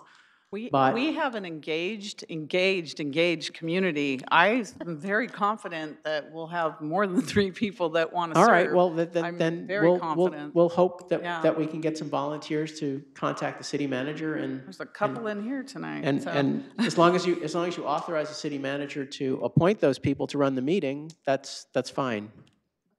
Keep in mind, we have 7 working days. 7 working days And to we comply. Realistically, we need to start advertising the meetings tomorrow, translating and pushing out information. For translation and all that. We don't have time. We have to get that out there. So as free and as structured and as free as possible, please. Okay, I make a motion that the city council authorize the city manager to appropriate funds up to $600,000 for costs that would be associated with compliance of the court order, and to authorize the city manager to appoint an ad hoc committee comprised of residents of Santa Clara to come to propose district maps that would also be sent to the court. Do you want the ad hoc committee members and the charter review committee? Yes. You just said residents of Santa Clara. No, so. we need somebody to run the meeting, so it would have to be voting residents, and then the alternate plan if we're not able to develop a 3-member panel of voting residents, then we come up with another configuration, and we'll put instructions out of what that will be if not. Have Deanna do that. Well, And the only reason I asked that, Councilmember O'Neill, is that we, both our ad hoc committee and our charter review committee members are very familiar with the data, the maps, the demograph, again, Okay, all right, so seven working days doesn't give us an opportunity. Have an ad hoc committee comprised of members of the Charter Review Committee or ad hoc districting committee. Or anyone else. Yeah. Yuki's committee, what was that? Yes, That's the ad that's hoc what I was committee. just Ad hoc gonna district. clarify. I just, I So want we'll to. reach out to them first. Yeah, yes. We Because they already know have the emails. information. We already have emails out. I just want to reinforce the need for maximum flexibility right now. And we did suggest that there be an alternate plan, as we've already described what that would be and put instructions out. In the event that there isn't availability, if we don't have flexibility, then I worry about how we would proceed. Well, I mean, if need be, I suppose could we have a committee of, if we have to put in one council member on that committee to, or if in order to get, say, 3 or something like that? I know we don't want it to be a council dominated. Whatever you do, you have to build it into your motion. I mean, now is the time. Well, I'd also give the city manager authority to, if need be, to backfill the panel with a council member who was available. Okay, it's a motion. Is there a second? Second. Is that all those, the other 2 items up there? Authorizing the city manager to execute necessary agreements? Yeah. Okay. Sorry. So instead of 3 council members, it would be 3 members from the charter review and/or ad hoc redistricting committee, and if necessary, to backfill with a council member. Could I ask for a point of clarification? My button's not working. Certainly. The city manager also requested, and the city attorney advised as well, that should that be impossible, I don't think it will be, but that the public hearings will still go forward, and if need be, the organization of the committee itself would come from the public meetings, of the people in attendance at the public meetings. Would you be willing to add that as well? Say that again, I'm sorry, Councilmember. So that should the three-person panel under those first prioritized selections from the Charter Review Committee, the Ad Hoc Committee, and/or one council member, should that not be possible, don't think it will be, but should it not be possible, that, as the city attorney advised, that the public hearings go forward and that 3-person panel will be selected from those people in attendance at each meeting? Only if need be as a fail-safe. Okay. I'll accept that amendment to the motion. Okay, thank you. Who seconded? Debbie, did you second? I seconded it. Are you okay with that amendment? Yeah. Not going to happen. We have an engaged community, so. That was the flexibility we were referring to. Okay, earlier. that's flexible. So we have a motion and a second. Any questions on the motion? And Mayor, because this item was added to the agenda, I'm going to need to do a verbal vote, please. All those in favor? Aye. Aye. Opposed? Motion carries unanimously. Thank you. Thank you. All right, thank you very much, everybody involved in that. Get to work now. 7 working days. Okay. Presentation. Next, we have public presentations. Let's see.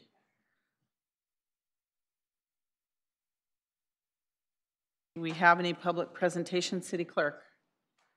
We do. Okay. Okay. First is Vicki Fairchild. Please come forward.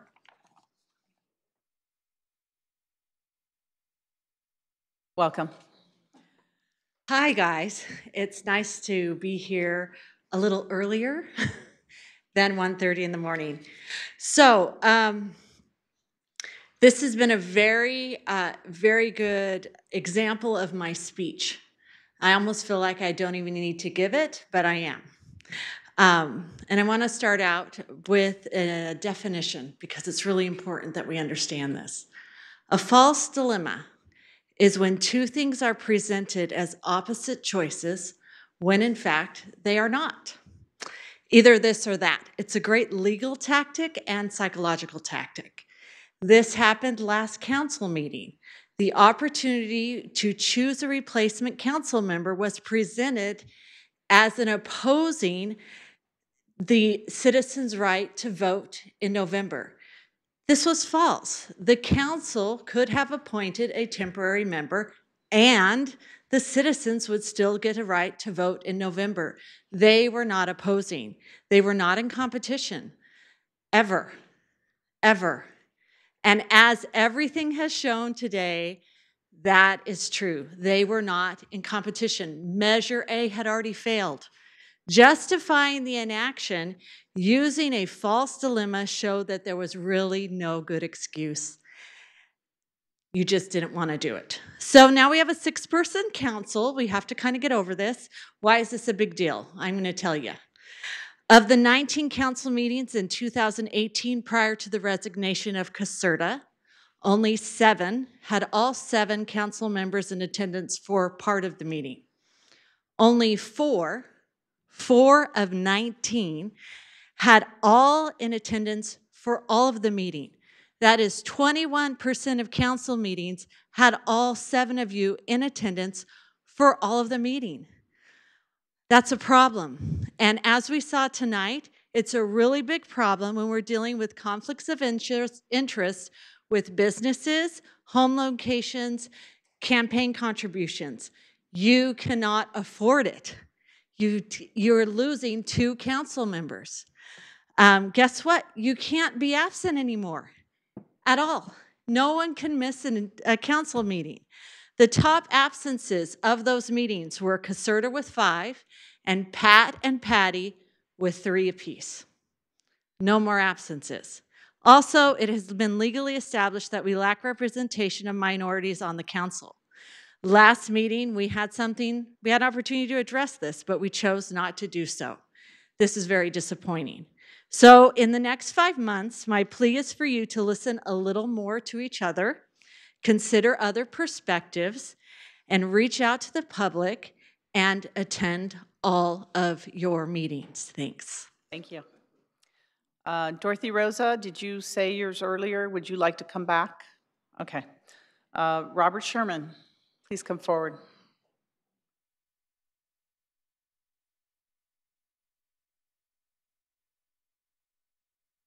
Good evening. Good evening. This isn't about voting, by the way. Madam Mayor and honorable members of the City Council, it's my privilege to speak to you tonight regarding the issue of excessive noise created by flights departing Mineta San Jose International Airport. I've lived in Santa Clara for 31 years and in the area known as 49ers Backdoor, Lake Santa Clara since 2010. We've been noticing for the past few years an increasing number of extremely loud flights departing San Jose and passing over our home every morning. Between the hours of 6:30 and 7 a.m., in fact, making it difficult for those who don't have to be up at that hour to remain asleep.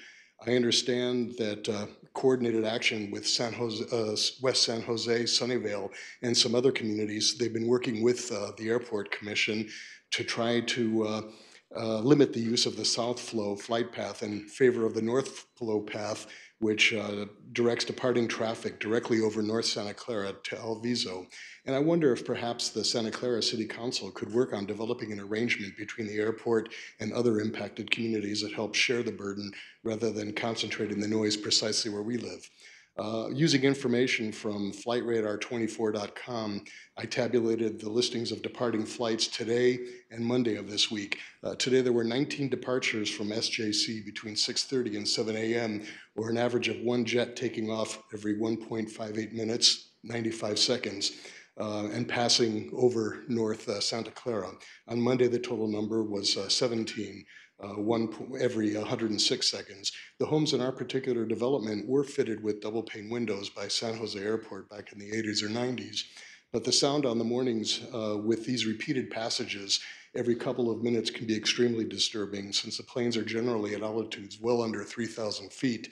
When they pass over our neighborhood, they create a lot of noise, and they also not infrequently cause the ground to shake a bit as well. I understand it's not an issue the City Council can resolve on its own, but would again like to request that the city be more proactive in working with the FAA, the airport, and surrounding communities to help ensure a more equitable distribution of these flights can be worked out, and that the impact of the airport not be solely borne by our community. I'd be happy to participate in any working group or committee it might please the mayor and city council to establish to work on this issue. And I know that there's a lot of concern and interest from residents on the north side. Councilmember Watanabe made a post to Nextdoor on April 17th. It's generated more than 60 responses, so there's certainly a lot of community interest in this. Exposure to extended periods of loud noise has a variety of potential health effects, and I think it behooves us to help ensure that these impacts are more equitably distributed. Thank you for your time and attention.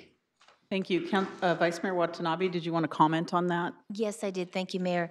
And thank you, Mr. Sherman, for coming and speaking. I have, actually, I participated in the South Flow ad hoc committee, and as much as the South Flow doesn't impact Santa Clara as much as it does in other communities, it still has an impact. And the nice thing is the San Jose Mineta is looking to form a roundtable with the Cities Association for the communities in the area to participate in, like they did with the San Francisco International Airport. There was a roundtable formed in San Mateo County for cities that were impacted by the air traffic to be able to address those issues.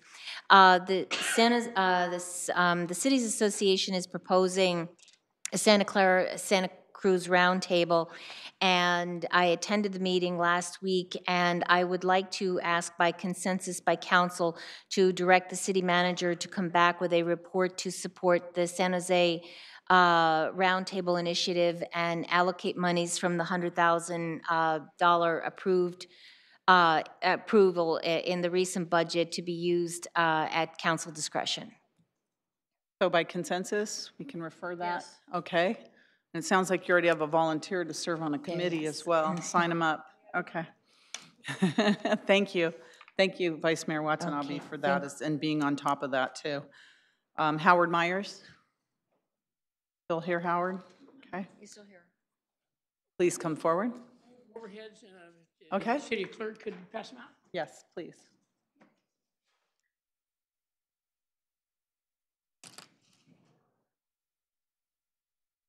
Why don't you wait till we get them? So Yeah, okay, I will. I just want to start. Leaf, it's not moving. Oh, it did. Okay. Oh, I'm out of control. I'm out of control. Wait, go backwards. I'm all right. I got it. Okay. Okay. Yes. Mayor, council members, city staff, I want to talk tonight about cars and parking. In Santa Clara, we have our share of activists that seem to hate the auto. These are the autophobics. These autophobics are so sure of the impending demise of the car, they urge us to build accordingly and not allow for the parking or use of the car. They want to reduce car lanes with dedicated bus lanes to make driving more painful. They fight against parking as if an empty space will immediately spawn more cars. Now, how accurate is this future vision of these autophobics? 8 years ago, they told us the stadium would not create traffic or parking problems because people would bike or use mass transit. Recent survey of the north side regarding stadium noise revealed that two of the biggest problems were parking and traffic.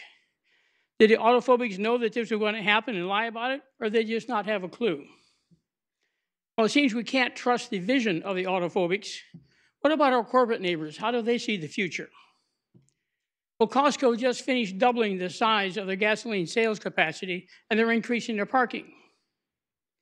But that's Costco. What about Apple? They are very futuristic. What about their new spaceship? The Death Star has 11,000 parking spaces, 3.5 million square feet for cars, but 3.4 million square feet for offices and laboratories.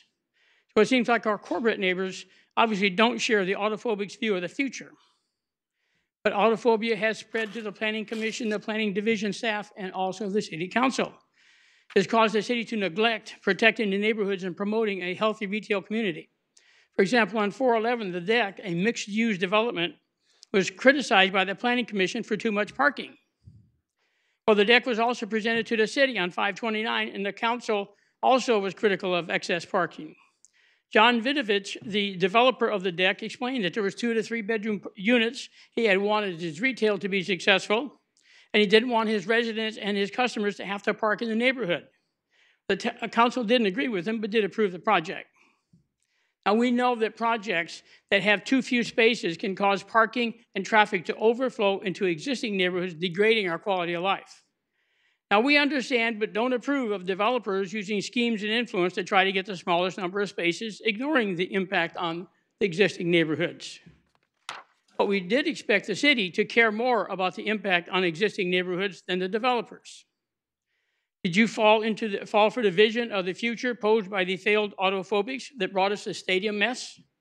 Do you really trust their vision more than our corporate neighbors that gamble shareholders' money on being right? What do the autophobics risk? Their good name? We ask you to stand up for existing neighborhoods and do not devalue parking. If done correctly, parking can be repurposed when the presence of private autos actually is diminished.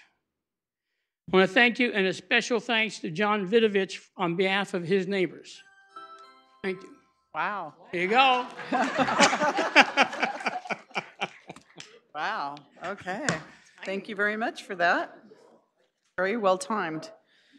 Bodie Doss, please come forward. Good evening. Good evening, Mayor, Vice Mayor, and rest of the council members. Thank you for this opportunity to talk about an important issue that's actually impacting our daily life, and it will be also kind of echoing what Mr. Robert Sherman just said. So it's about the recent increase in the flight noise from coming in and flying out of San Jose International Airport. So we live in the Mission Park area, which is just south of the Levi Stadium. And we have been in the same house for 8.5 years. So airline noise is not new to us. What has happened since last September, October, it has really gone up. And we see not only the increase in number of flights, we also see flights actually flying much lower, both during takeoff and landing, as well as the noise level has gone up. We supposedly have some sort of double pane windows, but that's not sufficient. Not only that, I mean, even going to the backyard when one of these planes are going above our head, and some of them actually go right above our head. It's almost, I mean, you can't stand there basically. And we have noticed that there are a lot of flights that are going almost, like 1 per minute frequency, even before 6:30 or definitely before 7 a.m., sometimes very late. So there's definitely some violations of the curfew that's going on. One thing that I mean, we were wondering essentially, why do these flights have to fly over the residential areas? Can they not take some of the non-residential areas, for example, on the Great America Parkway, which should be okay? I would think, I mean, at least not bother the residential areas. And another thing that I have heard, I don't know if it's true or not, Santa Clara City is not part of the San Jose Airport Roundtable right now. And apparently that needs some funds to be there. So I would definitely, encourage the city to release that fund because, if City of Cupertino and Sunnywell can do such a great job with the South Flow, we should be able to do it because we definitely get more impacted than that. So with that, I think I'll end my speech here, and thank you very much again. And thank you for those comments. And if you heard earlier, the Vice Mayor has asked, but by consensus, the council, we're going to buy ourselves into that roundtable now to make sure that we have a say. Yeah. Okay. Thank you, Vice Mayor. Go ahead. It's a really so technical. I mean, I was on that South Flow committee for 6 months to understand, and even then, so many of us, it's such a hard topic unless you've been part of, in the involved in the planes all your life. It's really, it's a lot to learn. But what I will say to you is that, I mean, what you see is next gen, there's this technology that was implemented by the FAA and airports called next gen, and it just put planes on a rail. And so that's why you see them coming down Lafayette, I mean, and they fly the same pattern. And that's one of the proposals or recommendations that was made by the South Flow Committee to disperse, to put it back to the way that it was back in 2010. And so it's in the FAA's hands now. We'll see what happens, but it's a lot and very involved. But thank you so much for bringing your concerns. Thank you, and thank you for coming. Teresa Sulser, and then Kurt Vartan after that.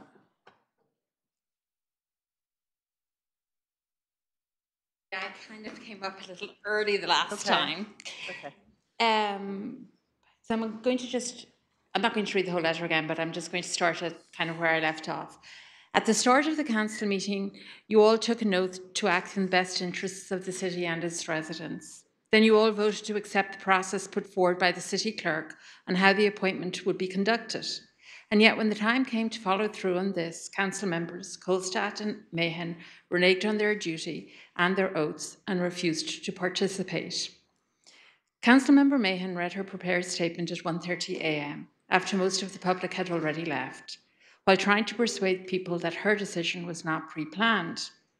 Had she announced this earlier, concerned citizens like myself would have had the opportunity to address this abdication of duty. Councilmember Kolstad didn't even bother to justify his actions. We have 7 seats in our city council for a reason. The city is best represented and protected when all the council seats are occupied. Diversity of opinion, knowledge, background, and interests are what create a robust and healthy environment for governing. A full council is the best way to represent our diverse city and is required by our city charter. It is disheartening and extremely disappointing that 2 members of our council lacked this vision and leadership. And as a consequence of this behaviour, I would respectfully request that the council put together a censure procedure for council members Mahan and Kolstad. I would also like this on the agenda for the next council meeting so other concerned citizens have an opportunity to voice their concerns. And on a personal note, I would just like to address Councilmember Kolstad. I understand that you will be leaving the city of Santa Clara at the end of the year. You've purchased a house outside of this state, and I would respectfully request that you do no further harm to the city before the end of the year. And to Councilmember Mahan, your family have personally benefited from the appointment process. Your father was an appointed council member back in the day. You've participated in it yourself. You know it works. We have excellent council members who have gone on to be elected. As an official for the city of Santa Clara, you need to be able to work with the entire council. And if you're not able to do that, I would respectfully request that you consider why you're sitting up there. Thank you. Thank you. Kurt Vartan, and then David Carey, if you wanted to speak again, your card's in here. Yes, sir. Good evening. I have just one slide.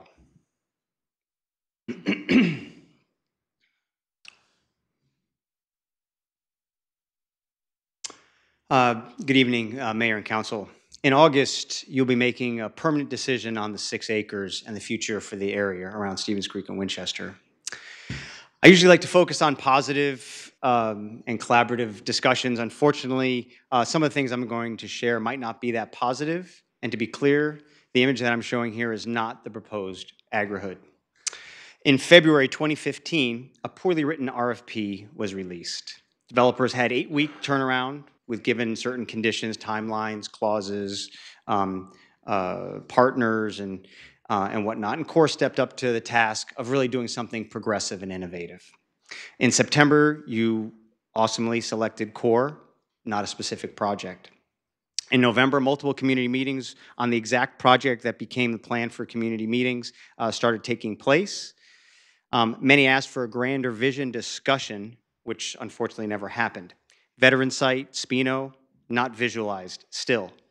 The council made it clear to staff not to, quote, plan for this project when they directed staff to remove the project description from Wykowski's Senate bill. They specifically removed the description of those, the way the project read.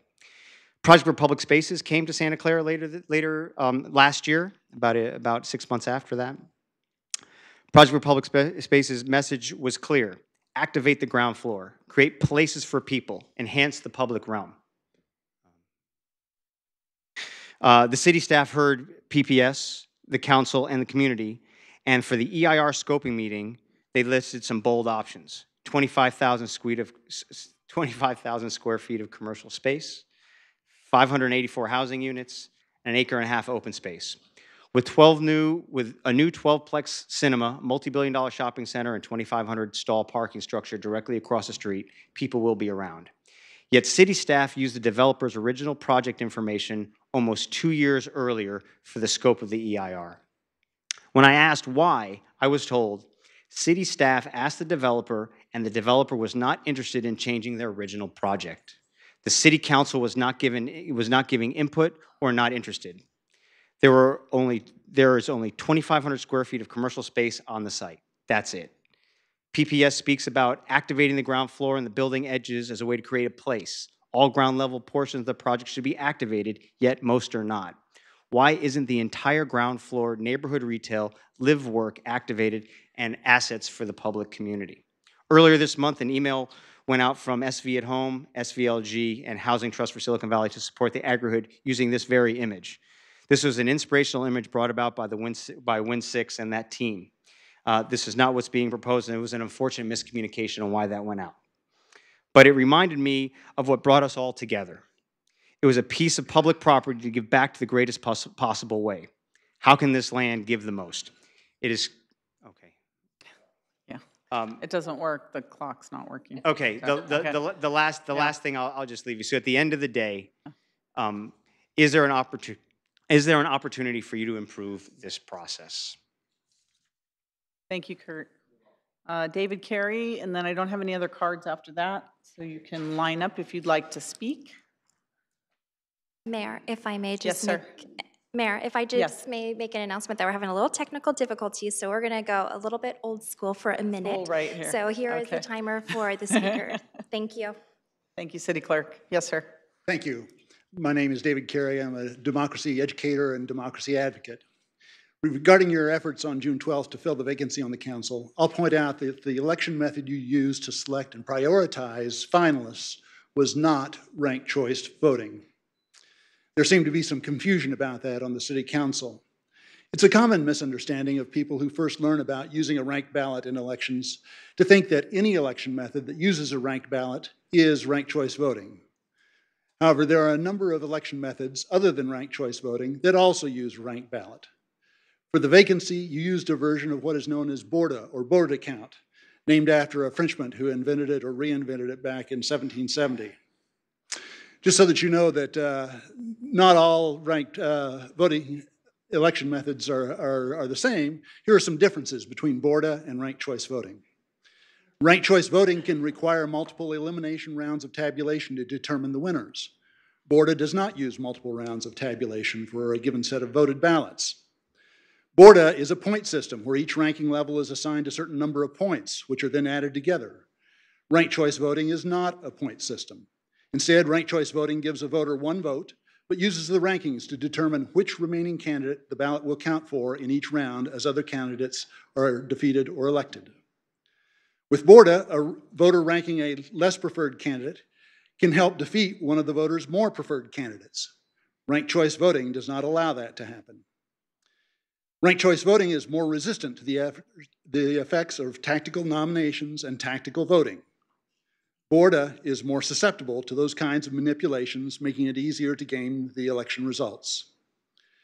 Ranked choice voting provides voters with strong protections against vote splitting, making it less likely that having too many candidates that appeal to a faction will keep that faction from electing their fair share of candidates of their choice. Borda does less well in that regard. What is known here in Santa Clara as the multi-winner single transferable vote version of ranked choice voting, or RCV-STV, provides very fair proportional representation results by design.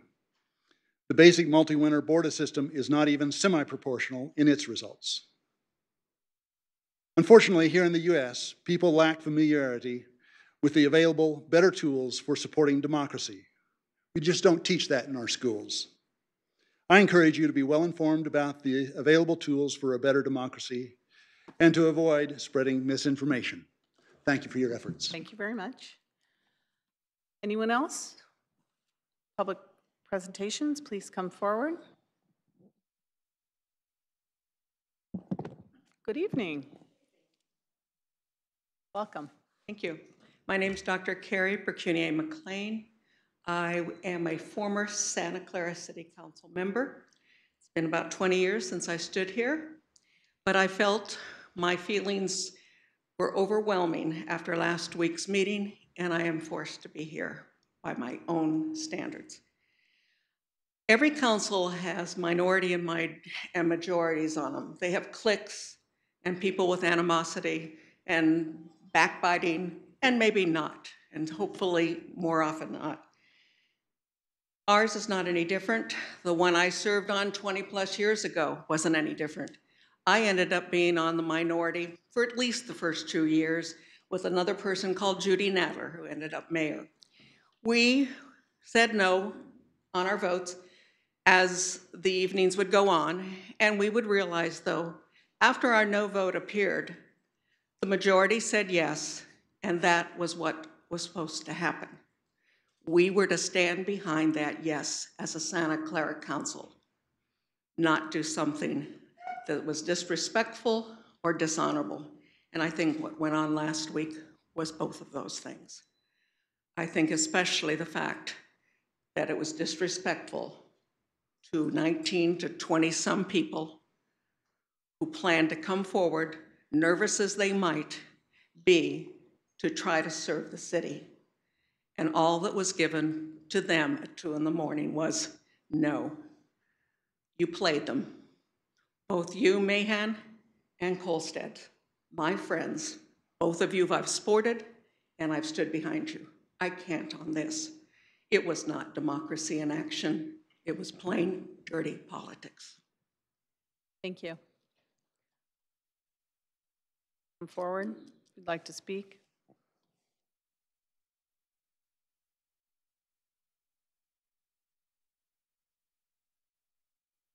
Hossam Hagag here.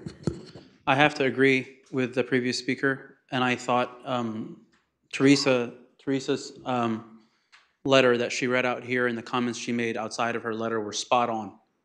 To the two of you that are sitting up there, shame on you. Shame on you for what you did at the last council meeting. It's unbelievable. It's really unbelievable. You had an opportunity, and I'm not saying this because I was one of the candidates. I even came up at 2 a.m. or whatever it was, 1:45 a.m., and I offered to withdraw my application so that you could just pick somebody, anybody, and yet you abdicated on your responsibility. I know that you had the opportunity to either choose somebody or not, but you should have made that decision clear at the beginning of the night, not at 2 a.m. when everybody else left the council. You played along. You pretended that you were going to, follow the process. You asked a question. I know you didn't even bother with the interview, but you played along, ranking people. You asked questions at the beginning, saying, is this how we rank people and how do the calculations, as if you cared. And yet you had a prepared statement knowing that you would come that night and not pick anybody. And in your prepared statement, Ms. Mahan, you said that you were hoping to see a star candidate rise from among the 24 applicants. Who were you waiting for? Jesus Christ? Were you waiting for Dominic Caserta to reapply so you could vote for him? When you wrote a glowing recommendation for him in the weekly, a glowing endorsement for him, and still have not rescinded that endorsement. When the council stood here in the press conference the day he resigned, you were a no-show. Shame on you. Shame on you. And to use democracy as your excuse for not picking a council member, it's a smokescreen. I think Vicky said it very, very well. It's a smokescreen. And shame on you for not even living in the city and screwing us over on your way out. Unbelievable. Unbelievable. You shouldn't even be sitting there because you live in Washington State right now. Last council meeting, you dialed in. You phoned it in. This is absurd. This is absurd. And of the 7 finalists, 6 were minorities. You guys had a momentous opportunity. And the other 4 went down the list. I nominate this person. I nominate that person. And in every vote, it was a 4-0. Shame on both of you. You both should just resign. And if you don't, I'm making a formal request to our city attorney to explain the process for a recall for the 2 of you. Thank you. Thank you. Any other member of the public? Okay. Next, we have the consent items pulled for discussion, and we have item 2F. City Manager Santana?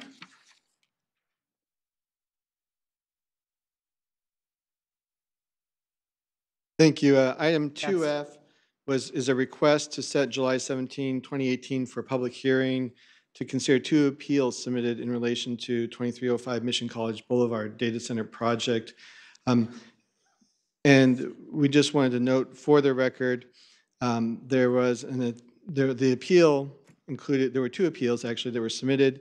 The second appeal in the packet had a letter that was attached to it, and due to an inadvertent clerical error, some pages of that letter were omitted from the packet.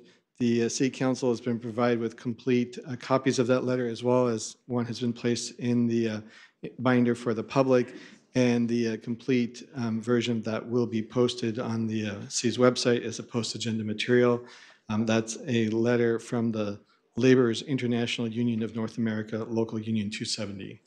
And regardless of the contents of that, this is a procedural item to go ahead and schedule the appeal. And so staff recommends that it be done. So it's still the same July 17th? Yeah, there's no change to the action. Just wanted to clarify. Is this the full packet that we had on the dais tonight? Yes, that's correct. For the 2 appeals? I just want to make sure that you had the full letter. Some pages had been omitted. That had been omitted. Okay. All right. So council, we have the full packet, but the hearing set for July 17th. Okay. Is there a motion to? Note and file? No, request, the request to set the date to July 17th. So move to set the date for July 17th. Second. Motion second. Is there anybody wanting to speak on this issue? Okay, please register your vote.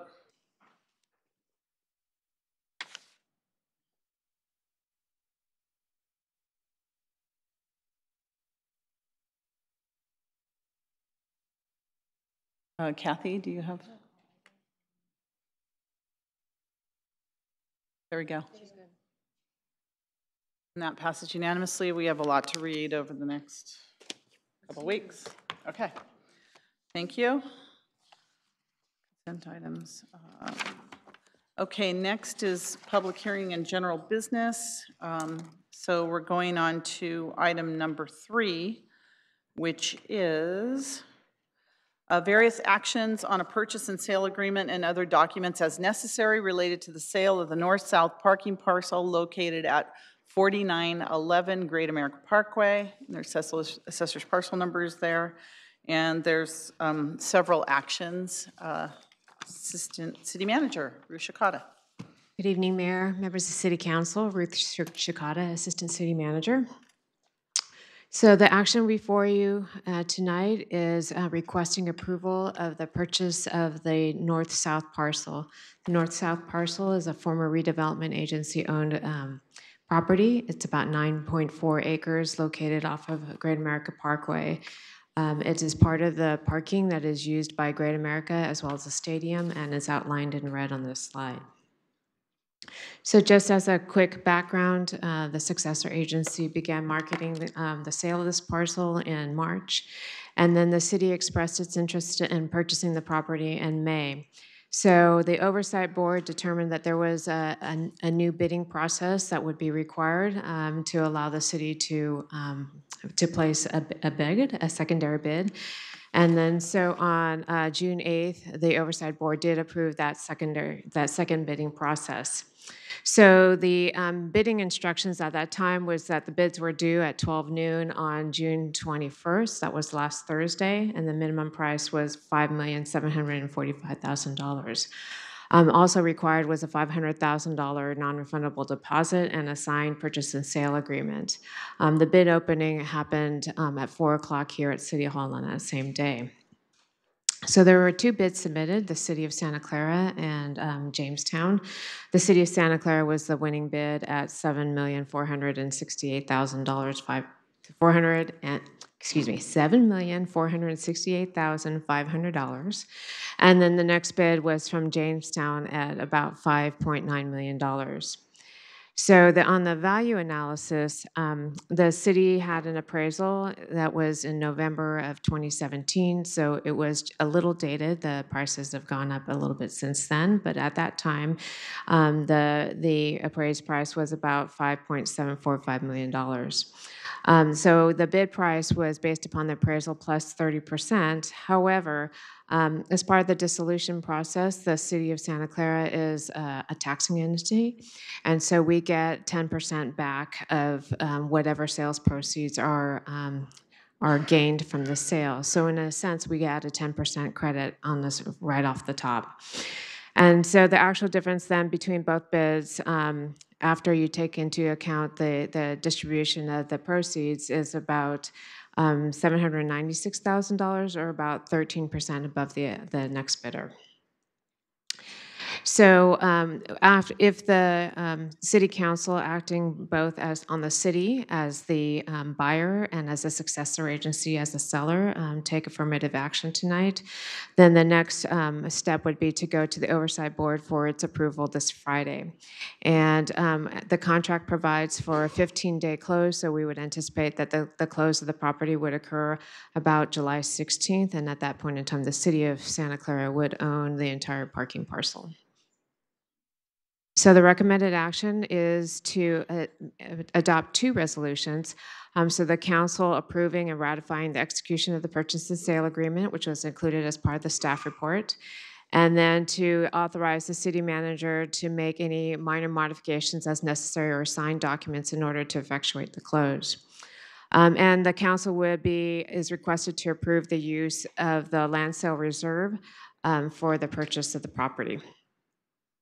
Secondly, then, as the seller, acting as a successor agency, the council is requested to adopt a resolution that would approve the sale to the City of Santa Clara and authorize the city manager as executive officer of the successor agency to execute documents. And with that concludes my staff report. All right, are there any questions from the council? Councilmember Davis. Ruth, we only get 10% back, but the taxing agencies, like the school district, gets 40%. Is it that same process with the Oversight Board? Correct. So what happens is that at the sales proceeds then are divided up between all the taxing entities, and the school district gets about 40%, and the county gets about 20%. Mission College is a taxing entity, so it would get its share as well. Okay, and what was the breakdown of the per acre, the sale? It was cheap. It was roughly about $715,000 an acre.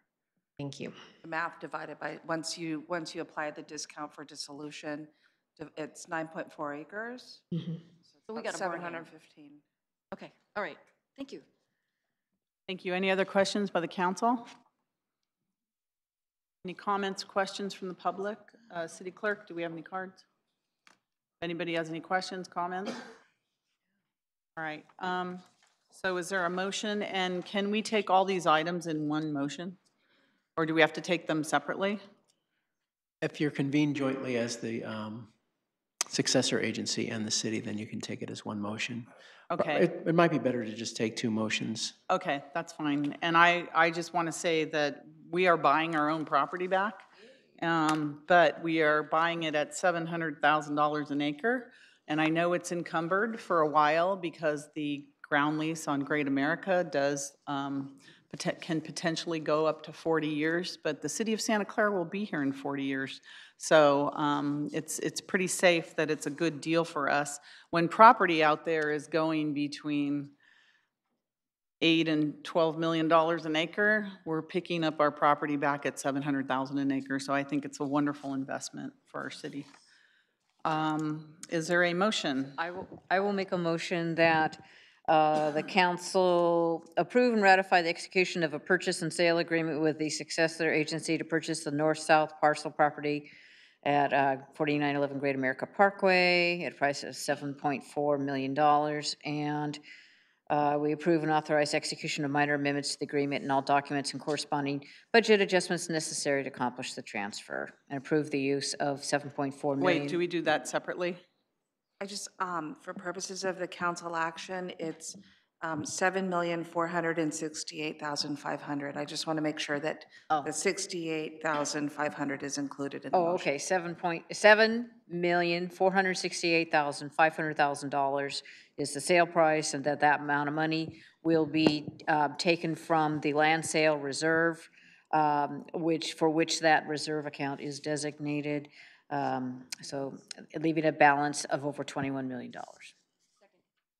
Okay, there's a motion and a second. Any discussion on that? Please register your vote. And that passes unanimously. Second action, Councilmember Davis, did you have your lights on? Thank you. Okay, so the motion is for the council approving the sale and land transfer of the City of Santa Clara north-south parcel property located at 4911 Great America Parkway for the sale price of $7,468 and what is it? Whatever. 5,500, and authorizing the city manager, executive officer to execute a purchase and sale agreement with the City of Santa Clara for the purchase, and 2, approving and authorizing the city manager, executive officer to execute minor amendments to the agreement as necessary and all documents necessary to accomplish the transfer. Second. There's a motion and second on that. Any discussion? Council, please register your vote. And that passes unanimously. Thank you. This will then go to the Oversight Board on Friday morning. Okay. I'm going to also ask the council if we could please take a 5-minute break. And we'll be back in 5 minutes. Thank you.